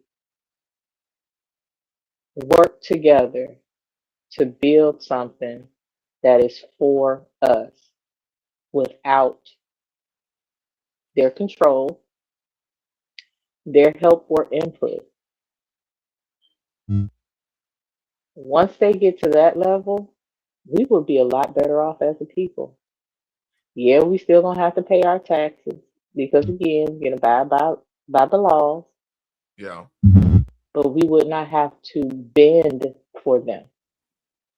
Because anybody that gives you something that is not from the heart, they hang it over your head. They dangle it like a carrot. So part of me believes this. Part of me believes that the quote unquote establishment love everything Trump doing because he's doing all the dirty work. Like you legitimately taking out almost every or rendering every enemy America has within and out pretty much not a threat. Like the far left been harassing the establishment Democrats since Occupy Wall Street. Isn't it weird that like because the political thing they should have been doing when Trump got back in there and won the popular vote is accept that was a mandate and and kind of work together to better the nation. Start hollering at us, get us situated, get this immigration situated. It should have been like an all hands on deck after that situation. That's how it usually be when you have a mandate election like that, right? Because it's but they went the opposite. They pandered to the side that would do violent action, do some of this stuff. It makes me think about that type of shit, right? And then like there's no emphasis on the black community in that side right now. They so worried about the immigrants are not finding scams and stuff and all that stuff instead of like coming to us and saying, hey, what y'all need out this week? Let's go negotiate with him or let's go protest on your behalf type shit. Have you noticed we just been kind of put on a back burner? We never left the back burner. Everybody gets for themselves. We don't. Like they Exactly. didn't have a hate. We don't even have a hate crime bill, although we have experienced more hate than any other. Hold on.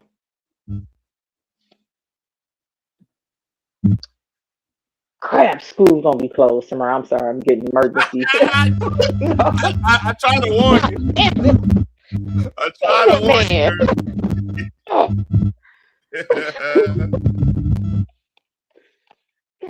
Dog.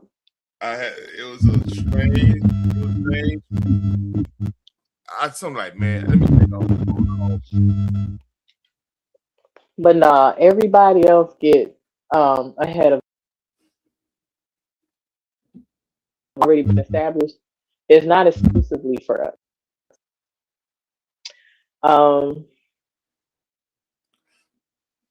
But the little bit of alleged, because I haven't experienced, I haven't seen it, but I can't downplay anybody else's experience, or maybe they were just looking to be hated on, whatever. I think it was more pushed by the media than what was actually going on in real life. After the whole 19 thing came out, they was like, oh, they hating on us Asians, they blaming us for it, blah, blah, blah, blah. They are attacking us left and right. Okay, whatever. I mean, up until the shutdown, we were still going to our nail salons. And even after they lifted the ban, we were still rushing to the nail salons. So I'm not seeing where the hate came from. Whatever. But they got a bill passed immediately. Now, here's the thing. That's where that came from. A lot, not necessarily Florida, not necessarily down here. It's a lot of stuff happened in California where they actually got real beat. You know what I mean? Mm-hmm. So that part.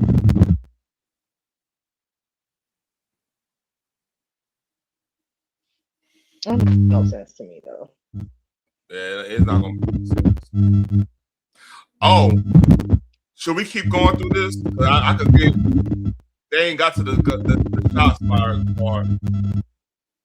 The real shots. I almost want to just have a whole live dedication to this. Because it's a lot. I'm sure. Because let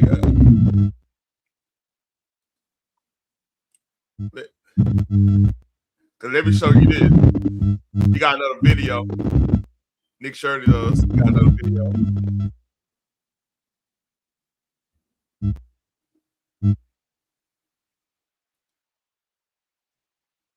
All right. Hey, go on mute real quick. Feedback. Mm-hmm. Real bad feedback.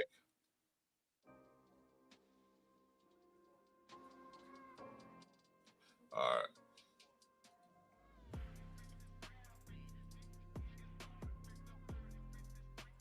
This new president, he's allowed to do whatever he is willing to do, or they allow him to do. Facts. Everything is allowed. There are people in charge of this nation that flat out run shit. And if ain't nobody got the power to uproot them, then we're going to keep having people paying a whole bunch of money for houses and a fire hydrant don't work in front of it, but they'll charge you for the fire hydrant in front of your house. But we got a less than 20% voter turnout rate in the local elections. Well, you understand voting don't work, right? It does work. How? It does, but you just missed it. I heard everything you said. I can't wait till you tell me how voting makes a difference in this country. We have a less than 20% voter turnout rate. And local, ain't nobody going for the sucker shit no more. We got to go. You're missing it. You got to uproot the people in power before a real difference happens. Voting is for suckers. It's not.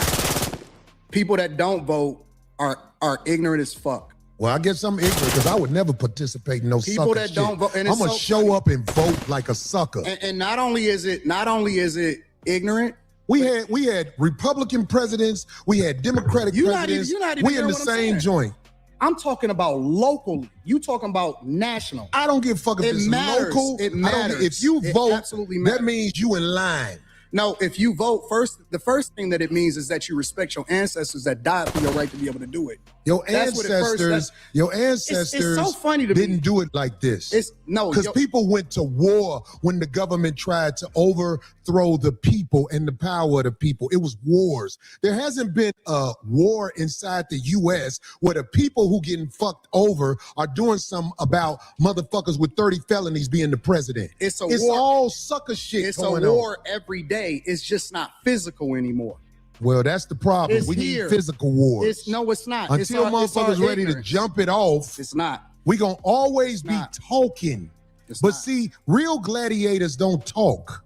Real No, it's gladiators make it happen. And the gladiators, I ain't gonna lie, we are under control right now. We haven't rose up and did what needs to be done. Who But are you under control by? it ain't, you under control by the people who will motherfucking blow this motherfucker up.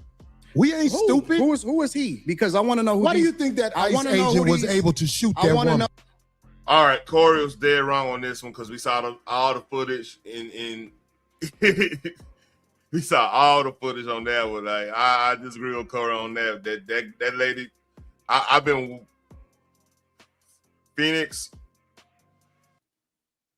He lost me on that.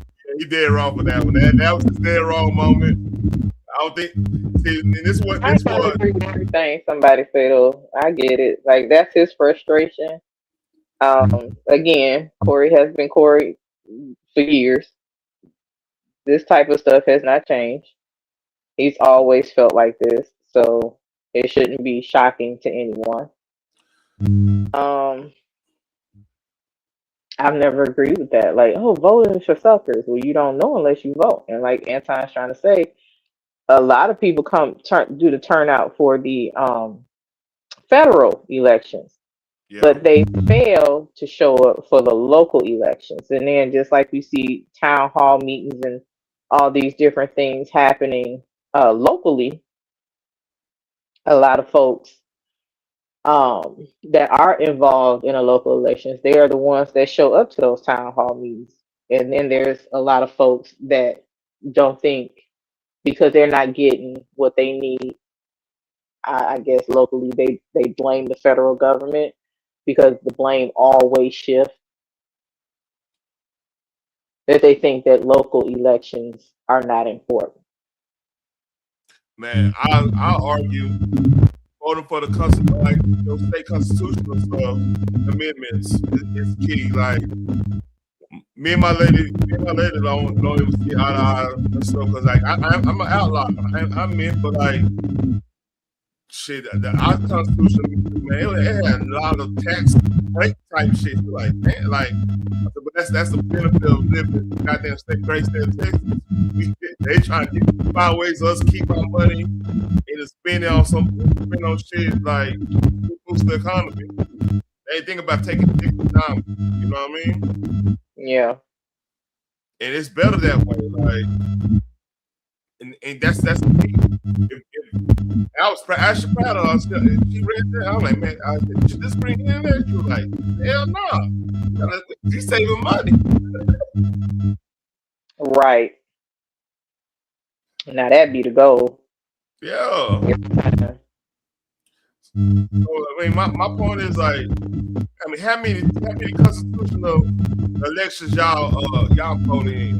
Like, I mean, that was literally I lived all my life, man. That's literally the first one I ever went to vote. I didn't even know what was going on. I'm embarrassed to say that my wife knew about it before than me. You know what I'm saying? Well, that's what your helpmate's supposed to do. Help your ass out. Yeah, she told me, like, all right, let's go. What you don't know what you do, what she don't know you do. Yeah. That's where the balance comes in at. But hey, I don't agree with Corey on that part. I don't agree with him talking about that chick that was. Again, he from Chicago. They going through hell right now just because of the mayor. Oh yeah. So Chicago has always been segregated for real. A lot of people forget that. Power. They show power, force. You see that? Yeah, Chicago has always been segregated. That's why he said when he was growing up, he didn't know nothing about no Caucasians until he moved out of his environment. Because they made sure that separation stayed. Like I said, here in Detroit, we got a city at Grosse Pointe. They build a wall to keep our asses out. You know what I'm saying? To keep the folks from the city. There's not a homeless person wandering around begging for change. They kept all that shit out. That's why I said I don't know if it's by race or by class that's happening. But all I do know is a lot of the white people in the good neighborhoods of Detroit, before the niggas came and fucked that shit up, they was moving out the neighborhood because black folks were moving in. They did not stay long. It may be a year for them to save up their money, look for a house, and get the fuck on. That's what the hell they did. Um, I can identify that maybe as race because they didn't want to be around a whole bunch of black people. Yeah. The ones that stayed in the city were known as white trash, but eventually they moved and went to the trailer parks in the outskirts of Detroit. You're cutting. Yeah. Am I distorted? Check. Check. I don't hear distortion, but I don't know how it's coming across. Check. Yeah, it's coming from y'all again.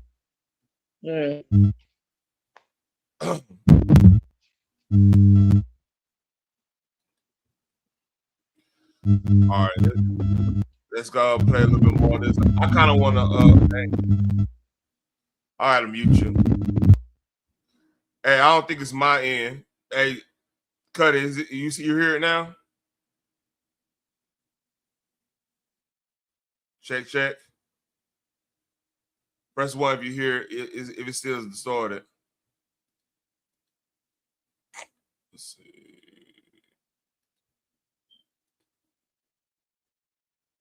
Okay, let's see.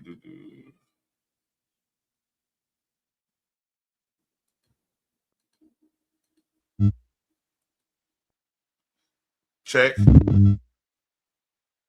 Yeah, that's from your end. Why is my... It's still distorted right now? I got her muted.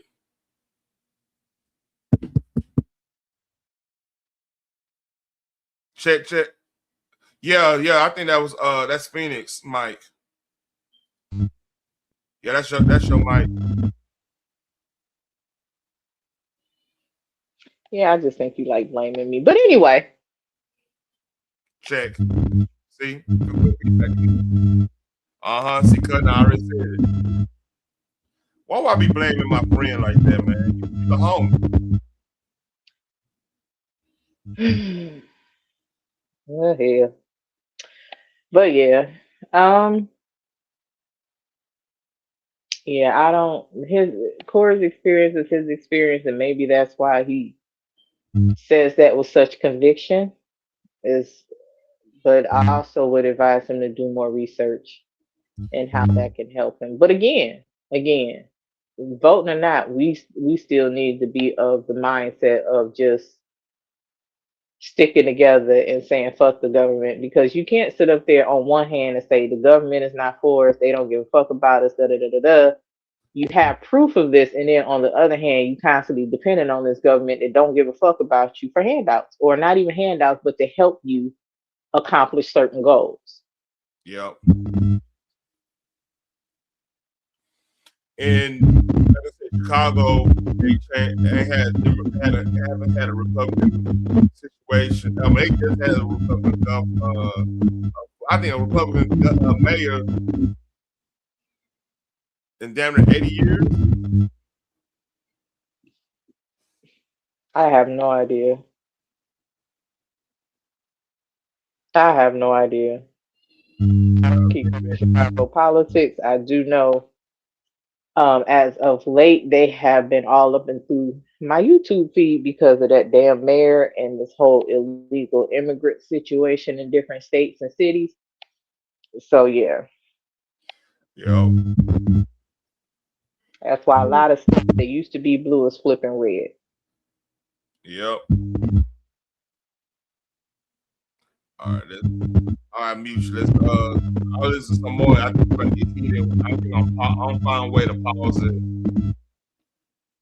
Let's see. Oh yeah. It's better pick up right now. Go on mute. Oh, hold on. Let's be real.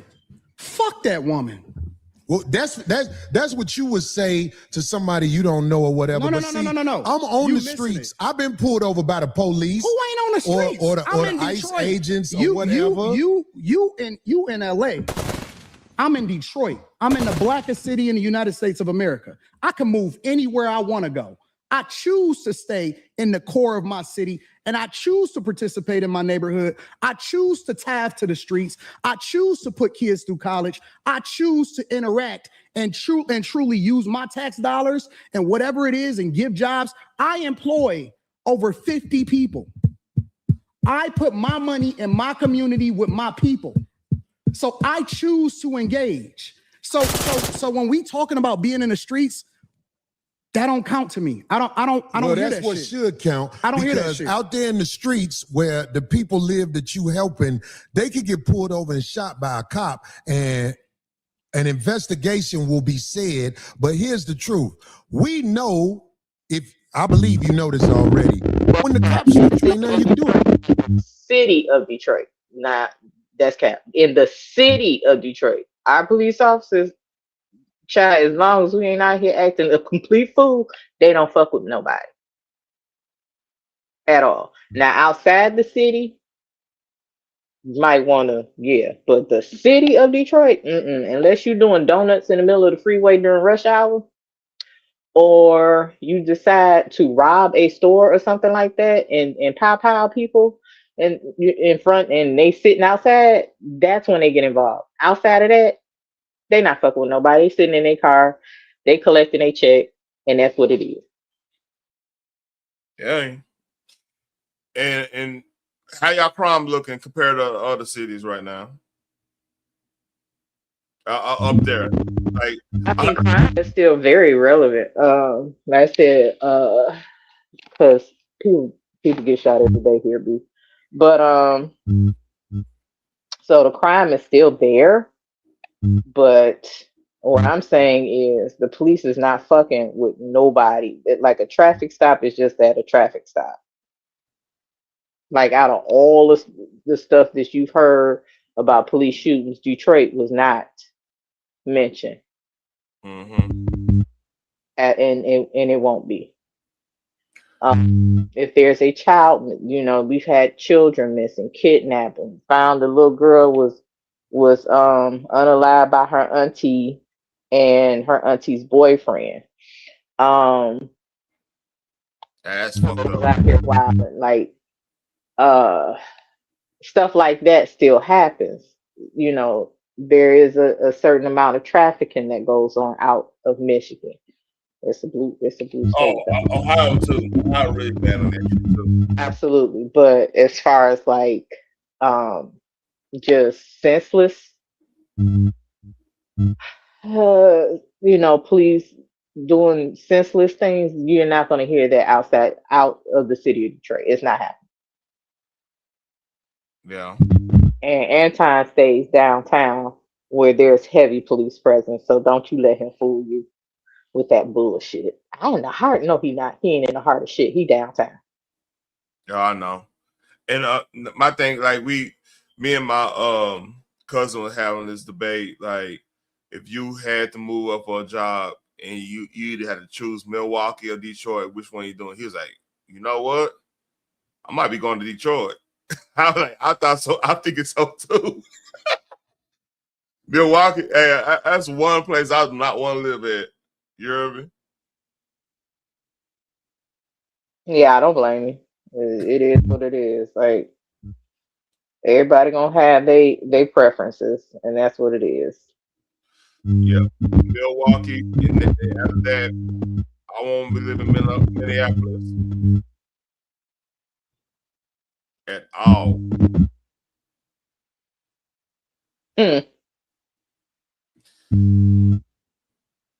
I'm debating. So Friday, we're not gonna have fish fry. But Saturday night, I'm gonna have a fish fry if you want to do it. I'm not gonna be in location. I'm not gonna say where. You know, I bring my laptop. Everything be good. I want to go through this whole thing more thoroughly. You know what I mean? Mm-hmm. And I got a little bit more other things to talk about real quick. So let's do it. Oh, this is Sora. Go here.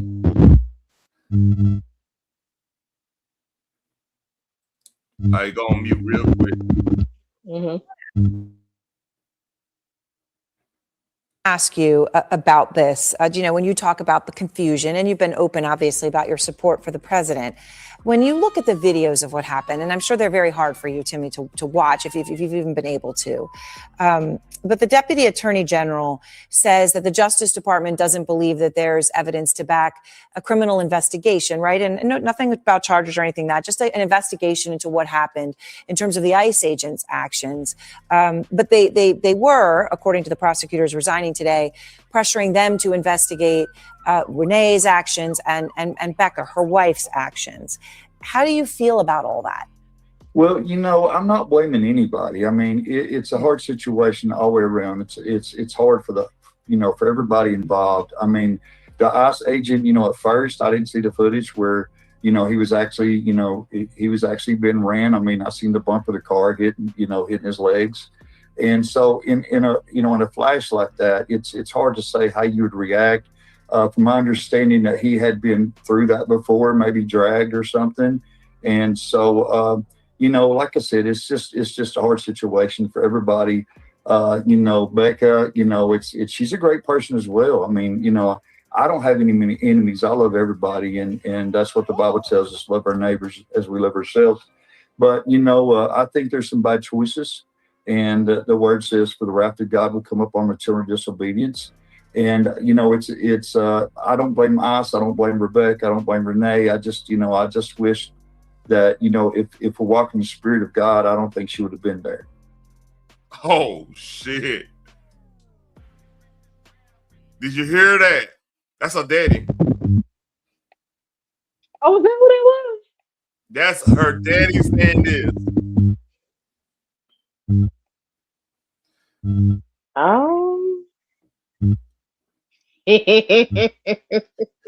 No, that's Renee's good father-in-law. That's if crazy. she follows the path of God, you know what? Tell me you disappointed that your daughter gay without saying that you disappointed that your daughter is gay, because that is not on the path of God. And if she wasn't listening to that deranged woman, drive, baby, drive. It wasn't even drive, baby, drive. It's just like, why would you get your ass in the middle of the street and park your car to block an ICE agent? That influence had to come from somewhere. Yep. You may be influencing others, but you were also influenced.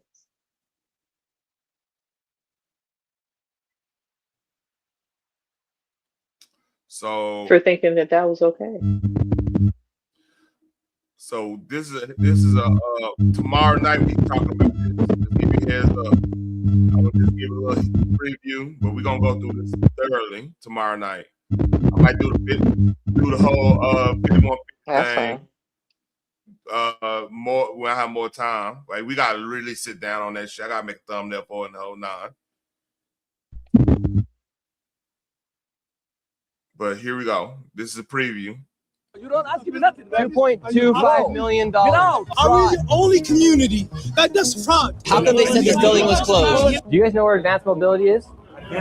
Yeah, we're looking for it. Never heard of it? They know we're shining the light on the fraud, and they have no defense. Would you like to see anybody in the government here held accountable? Most definitely, because there can definitely be an allocation of funds. The Minnesota fraud scandal continues to get worse and worse as billions of dollars of fraud has been exposed. And as I showed the world the blatant fraud taking place at daycares and other locations across Minnesota, it became the most viewed video expose on the internet and created instant change within the government as the Fed sent thousands of federal agents to Minnesota.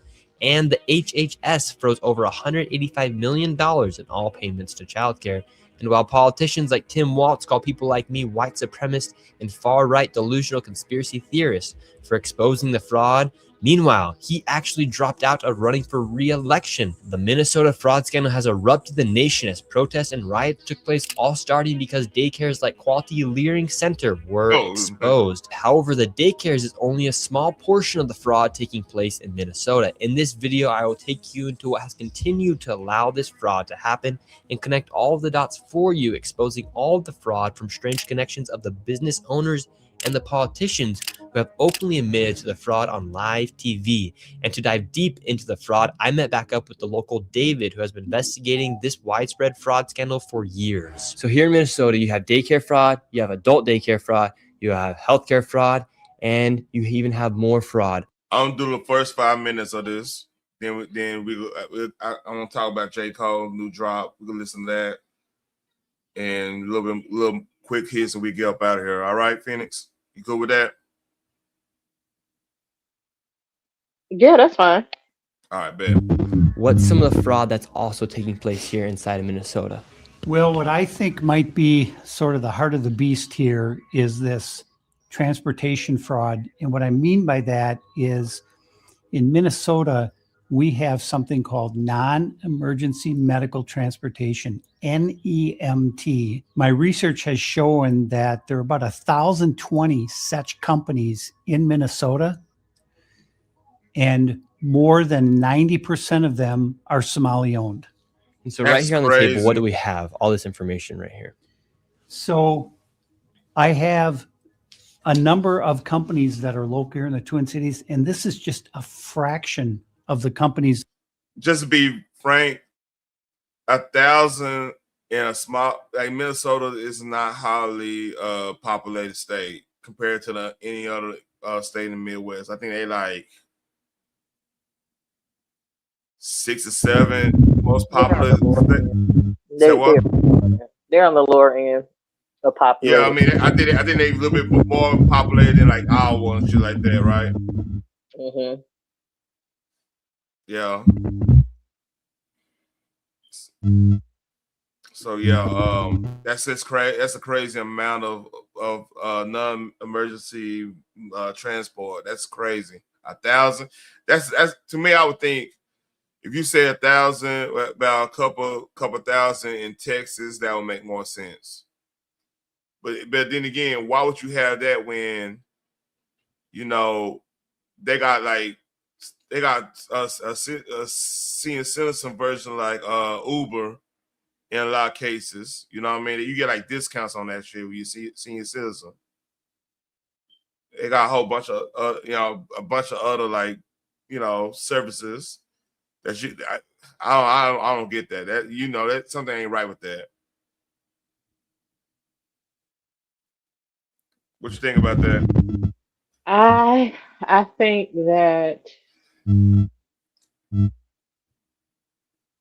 again, example of the government not giving a fuck, because I'm sure every single one of them, from the governor on down to the Senate. Well, let me correct that.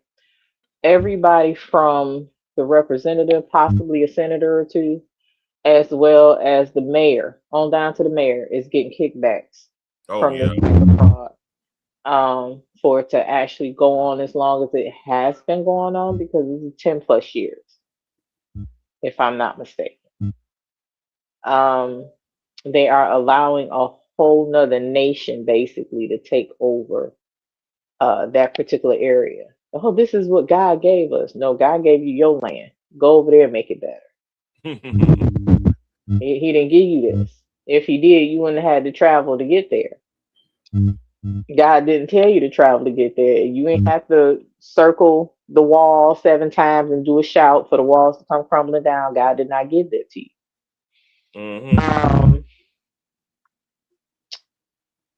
So yeah, they're getting kickbacks from that. They don't give a good goddamn about the taxpayer because at the end of the day, they gonna jack up the taxes there, and the citizens are gonna be upset about that.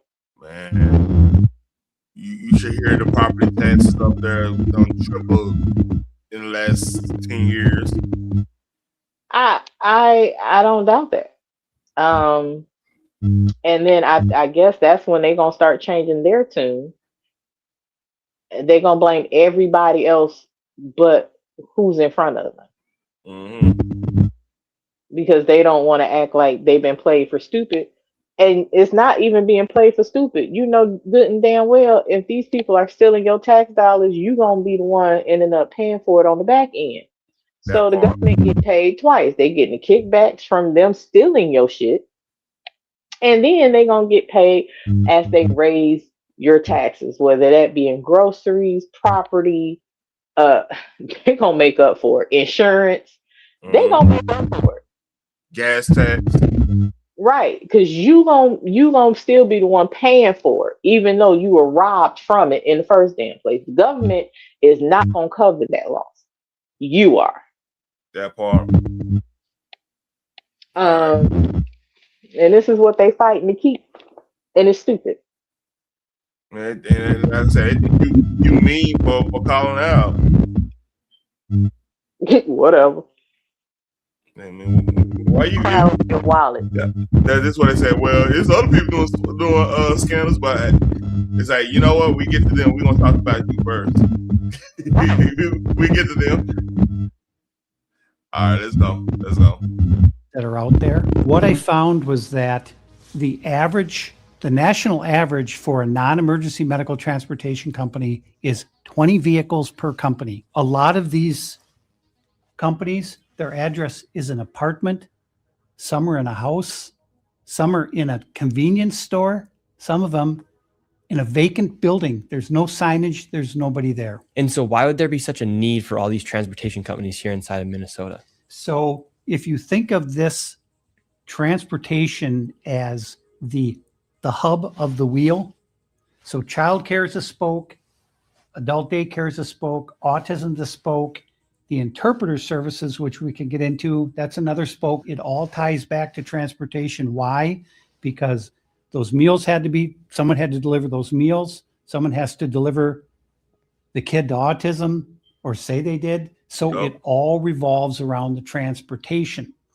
And so when you're looking at this, you say, okay, well, let's just be conservative. Let's go on the low side. Let's say there are only 800 Somali-owned non-emergency medical transportation companies in Minnesota. Well, again, the average is 20 vehicles per company. So that's 800 times 20. And the way these NEMT companies are paid is if they bring someone to a doctor's appointment, whatever the case might be, or Costco or wherever they're going, because remember, it's non-emergency medical transportation. Well, we went to Costco because they have to eat or they'll die. So that's considered, right? So it's almost impossible to figure out from the outside what exactly the payments are for each of these trips. But I have a pretty good idea. So when someone provides a transportation to a facility or a location, they're also paid for the time to sit there and wait for the appointment to end. Yo, they getting them coming and going. That's crazy. Did you hear that? Yep. Boy, they finessing hard. And yet they couldn't do this with their own government.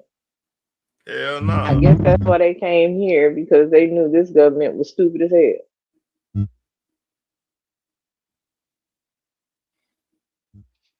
That's stupid. And here, if you have a single mother or even a family out here that really needs these resources, but got to jump through hoops, fire, and swim a whole goddamn ocean before somebody decides maybe they might help them. actual citizens that pays into the system. Yep. Y'all don't fight this hard for your own fucking constituents, but you will put all your energy in people who don't even belong here. And you wanna know where your reparations going? This scamming shit right here. That's where your reparations going. Right. They got all these billions of dollars to get scammed, and this is one state, billions out of one state. But they can't come up with nothing for reparations. That's too much. Do you know how our economy will collapse if we paid out reparations? Okay, cool. Like I said, I'm like this, man. Like until we Y'all got could pay business. that shit out yearly. Y'all didn't have to do lump sums all at once. The fuck? I'm like this. If we got business situation on a grand scale, shit, give it, at least make Black History Month tax free. No taxes come out Black History Month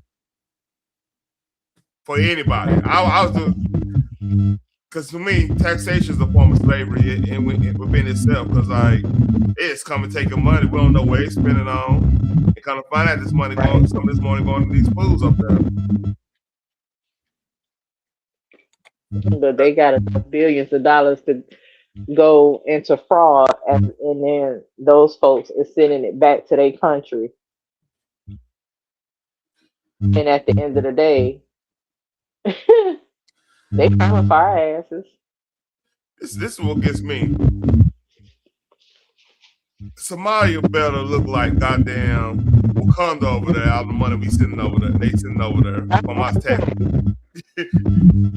They better be. Hey, I better see fresh paint on them goddamn walls, them those sand hut walls, whatever they got. Them, them shanty houses. Technology better far surpass ours. Hell yeah. That shit better look like Rome in the movies and shit. For the glory of Rome. They shit better surpass Japan. Yeah, look like an African Dubai. You know what I mean? For real. All that money they could have made a 6, 7, 8. They could have made, you know how Ghana is. Like Ghana's pretty much the African Miami right now. Like the whole country. Yeah. They don't figure they little niche out there. Like, all right, you know what? We're gonna get these niggas out here partying. That's what we better do. Yep. Salute to Ghana, man. Love it. I would love to go visit. Man, I dated a chick from tribe, man. You have some experience. Learn some game though. I'm sure. All right, let's finish. And then drive the person back. So they're paid 3 different ways. And the average is going to be $50 per trip. So it's going to the appointment is a trip, coming back trips. That's $100 per round trip. So if you have 800 companies in Minnesota that are NEMT companies, they all own 20 vehicles, and they're all making 10 trips a day, and it's $50 per trip. So it's 800 times 20 times 10 trips times $50 a trip. Do the math. And the reality is, how many of these trips are being provided? 0. They don't have to provide any. Why? Because when they are paid by the state of Minnesota, these companies go online and they fill out a form, and it just says, okay, how many trips, how many miles. They submit that electronically to the state, and boom, they get paid.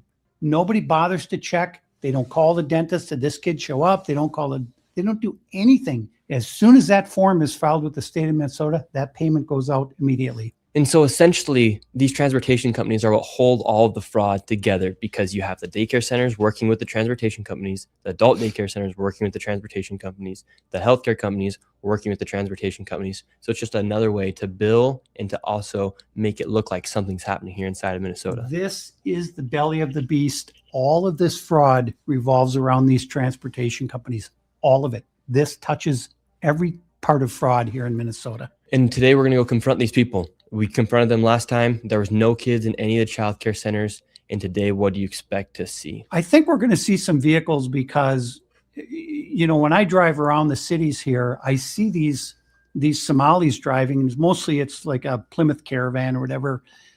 And there's never, ever, ever been a passenger. And in 7 years, I've never seen a passenger in any of these vehicles.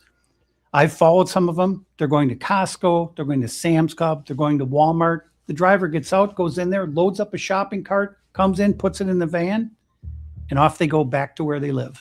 And now we're going to go out and see what's happening with these transportation companies. And here's the other thing. Tim Walz and the Department of Human Service, you threw the people of Minnesota under the bus. Shame on you, and I'm coming for you. Oh, shit. You heard it here first, David. All right, let's go. So where's the first location we're going to? We'll stop it right there. All right. That's at the 7-minute mark. Yeah.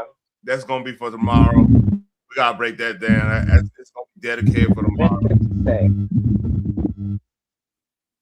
Yeah, I would venture to say, I guess they're going to say that he broke into these transportation companies as well. Yeah. Oh, he broke in. How? He wasn't supposed to be there. If he got questions. He could have called. They don't answer the phone. And I will also say that even though they have these supposed transportation companies and they get paid for their fraudulent trips logs, which the state is supposed to check, by the way. Trust and believe. Yep. They do the same thing with medical transportation. They check those companies every day, B. They don't play about that Medicaid. But I will also bet that they are also receiving food stamps, Medicaid, and cash assistance from that same state as well.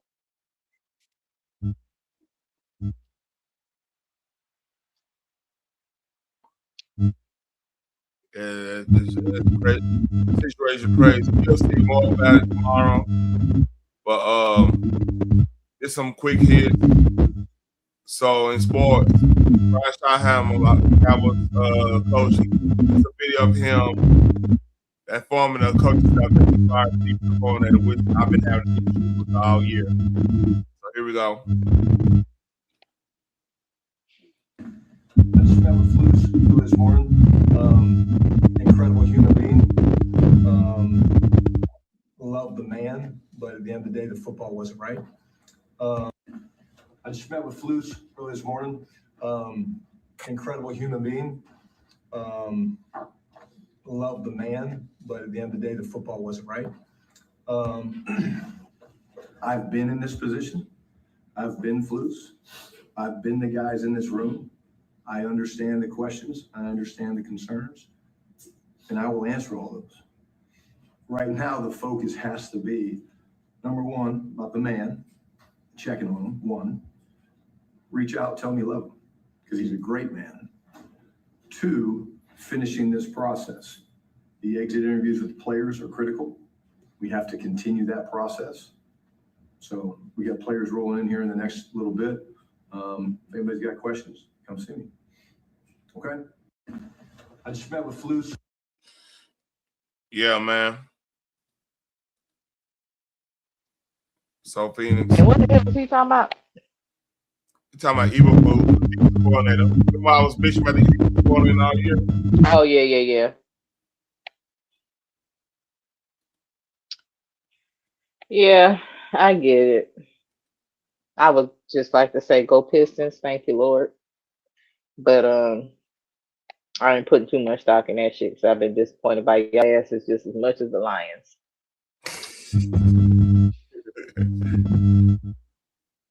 So let's see. Got this. Oh no, sure that. Oh, I didn't mean to do that. Let's get back. Damn. So, shout out to Boogie, man. This is the boy J. Cole. Let's hear this. I'm definitely gonna have to edit this part out. But, More like J. Cole don't play by his shit. Huh? Yeah, because J. Cole don't play by his shit. I'm gonna play a little bit, and I'm gonna edit it out on the back end. But hey, go on mute real quick. Let's listen to a little bit of J. Cole.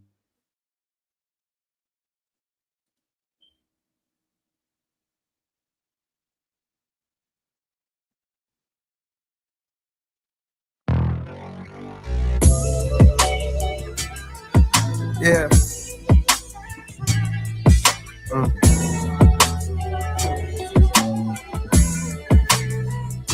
How I see it. How I see it. Yeah. Listen. I persevered through the worst. My thirst to adhere is a curse. My life, I see it in reverse. I first appeared in a hearse. The driver steered to the church. My grandkids carried the coffin to the altar as they burst into tears from their shirts. The tears rise to the sides of their face and into their eyes is piercing with hurt. Fast forward 60 years, I got verse of the year. My purpose is clear as to murk. Whoever dare flirt with death, the best alive. And what you now hear is the work. The inspiration was rare and in spurts, but when it's there, I'm immersed. My experience of being a parent dispersed. Watching my son disappear as I stare at his birth. And he returns to the womb, wifey stomach growing greater in girth. And then declining every time we come here to the nurse. With each day that passes, I can feel my career coming first. Do I? Took the wedding ring off her finger and now I'm single. Walking up the aisle backwards to an era of dirt. Falling clubs tipsy with a bitch I see clear through a skirt. The cameras be snapping, blogs be yapping, so I'm careful alert. Walking to my section, whisper right in my ear. We flirt, we part ways. I see her from a distance, she stares with a smirk. Cheers to the perks with the squad. We live for the search of new hoes. Lusty, quick to fuck me, unaware of they worth. We leave the club, drive to the show, and I swear that it's turf. It all begins with encore cheers from those wearing my merch. Fast forward through years of rehearsal, losing, winning, bank account thinning, income streams nowhere near as diverse. And though I'm blessed, I see me stressing from hearing the chirps of naysayers who only days later I don't care to convert. On cloud 9, now signed to my hero, one of the so-called kings of this rap thing that I swear to usurp. Decade later, mama cut on the cable. My motivation to be greater ends the moment I appear in a person. All right, that's it. I like it. I like the vibe. You telling a story on there. I don't have to sit down and listen to it. I don't want to play too much of it. I actually have to play almost damn near half the song. What you think?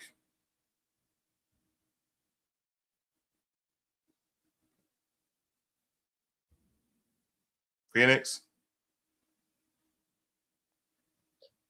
Sorry, it wouldn't come off mute.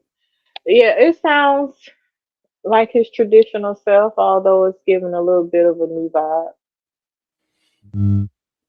I like the video. It kind of reminds me of Sprout Up a little bit, slightly.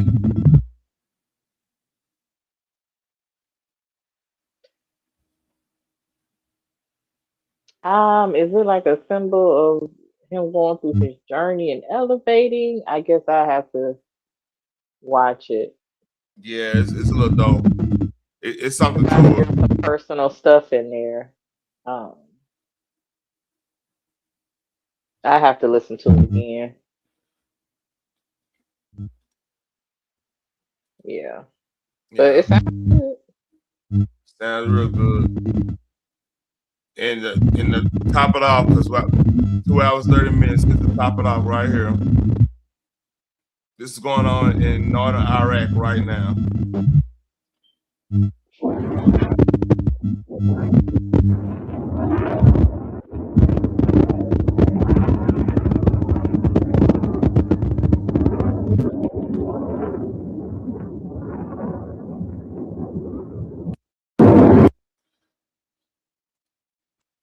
So yeah, apparently I want to check on this real quick, see if anything else gonna happen. Yeah. Jesus. You know, it's like living through the 90s all over again. Oh, hold up.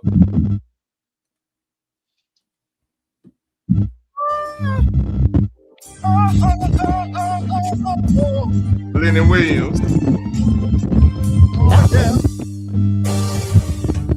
Girl, you know I love you.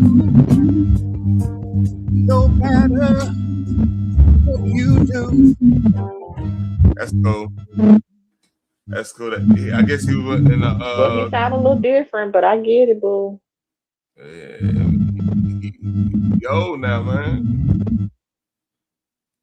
Oh, I get that. So is Patti LaBelle, but she still scream with the best of them, honey. But no, what I'm saying is like his tone is a little different. But yeah, good for him. Cause that song, let me tell you something. The scales in that song, baby, your lungs have to be reinforced. Whew. I mean, he pushed that song out. Yeah. I appreciate that song. The only other person that I heard sing it with the same type of energy, but with their own little spin on it, was this young man in a Tyler Perry play. It was one of the songs that he sang, and I was like, "Oh shit!" I in my living room, standing up, clapping, like, "Okay." Oh, have you heard the other viral? There's another viral debate going on. And a Kasparian versus Pearl Davis. That's another one. That's the white version of Anton and Corey. Is that Pearly Things? Yeah. Both of those white hoes is unhinged, but okay. At least sometimes, I would say at least sometimes Anna makes sense. I think Pearly Things just say shit um to be chosen, to go against women in every aspect of life while saying she is all about the woman.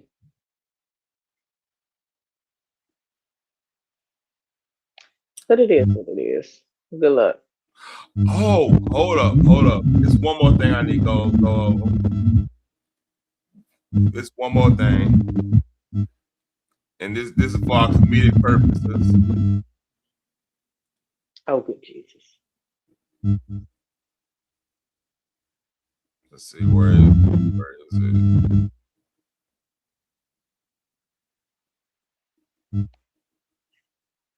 Yeah, I got a lot of bookmarks.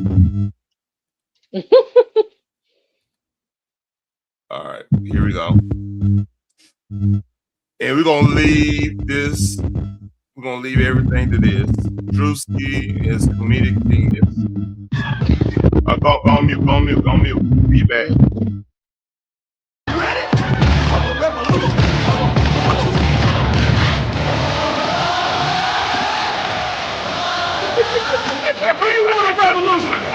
I'm gonna have Wanda stand up here. Wanda, please. Wanda told us earlier sound this month just that like she cannot it, have too. a baby anymore. So I impregnated her with the word of God. I'm going to impregnate everyone with the word of God. You gonna get pregnant with the word of God. You gonna get pregnant with the word of God. You gonna get pregnant with the word of God. Impregnate. Collective praise is crazy. Somebody in the congregation asked why I'm wearing Christian Dior and Christian Louboutins. Because I'm a Christian and I walk in the blood of Jesus. Give him some praise. I'm a Christian first and I walk in the blood of Jesus. Give him some praise. Give him some praise. So we are raising funds for a project in Zimbabwe. Yes, we are trying to get our congregation over in Africa. Amen. We wanted to raise $4 million for that. Amen. Hallelujah. That needs to appear today. We are not letting anyone leave until we reach our goal. Amen. Hallelujah. Life savings here. Give him some praise for that. Give it his life savings up. Apostle Richie says, baby, can you help me? I said, can you help me? I said, can you help me? I'm going to finish this word here. And I'm going to do the Christian version. Don't worry about it. I'm going to do the Christian version. I'm driving this Bentley Bentayga because I believe in Christ.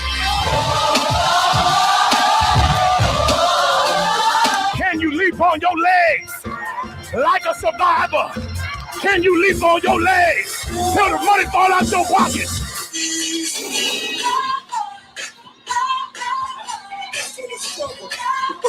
Jesus, you are, Jesus, you are, Jesus, you are. Still praise the Lord. I need to pray for my wife. Hey, come on, man. Hey, get your hands off my car. You gave tithes and offering? No. Back the fuck up, man. All right. Jerusalem might went too far on this one. But it's some that's accuracy accurate. here. There's some accuracy here. Yeah, that's accurate. That's why a lot of people was mad. Why would you tell? The thing is, most of the stuff that I heard in their criticism about what Drewski did, they was trying to say that he was mocking God. Nah. Let me tell you something. Your pastor is not God. He is a man. But why would you don't hear anybody else making fun of that? Yes, the fuck they do. The Jews make fun of I forgot what they call their pastors, but they make fun of their religion. Yeah, rabbis. They make fun of them. The Catholic, I mean, the jokes write themselves. Let's be clear, okay? Especially during the 80s and the 90s, them Catholic priests could not catch a break. Okay, all right. So if you found offense to it, that's a you issue, because the thing is, there are pastors, bishops, and apostles that actually does this, and I believe I've seen a clip where somebody Jesus somebody actually put the comparison to what Drewski was doing and actual pastors. Yep. He said these are the ones that he is talking about. It was an actual pastor being floated over his congregation in a harness. What was the purpose of that? There was a pastor, I mean, in all the labels from head to toe. Oh man. Juice is crazy, man. I needed that laugh. I think we can end it on that though, man. That's all we needed. The Billy was part. That's cold. Yeah, you got a bunch of fake ass Christians that they panties and drawers all up in a bunch. Let's see what SBA leave out here.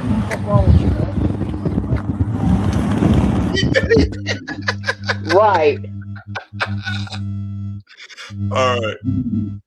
Y'all like, share, subscribe, man. I'm about to go ask the answer why his thumbnail looked like Omarion. But y'all have a good evening. I might go back. I might go over there and poke a little bit too. But, hey, take care. We're back tomorrow. It will be all Nick Shirley. It'll be all Nick Shirley tomorrow. I want to make. Yeah, we got to go through that one. Take care. Peace.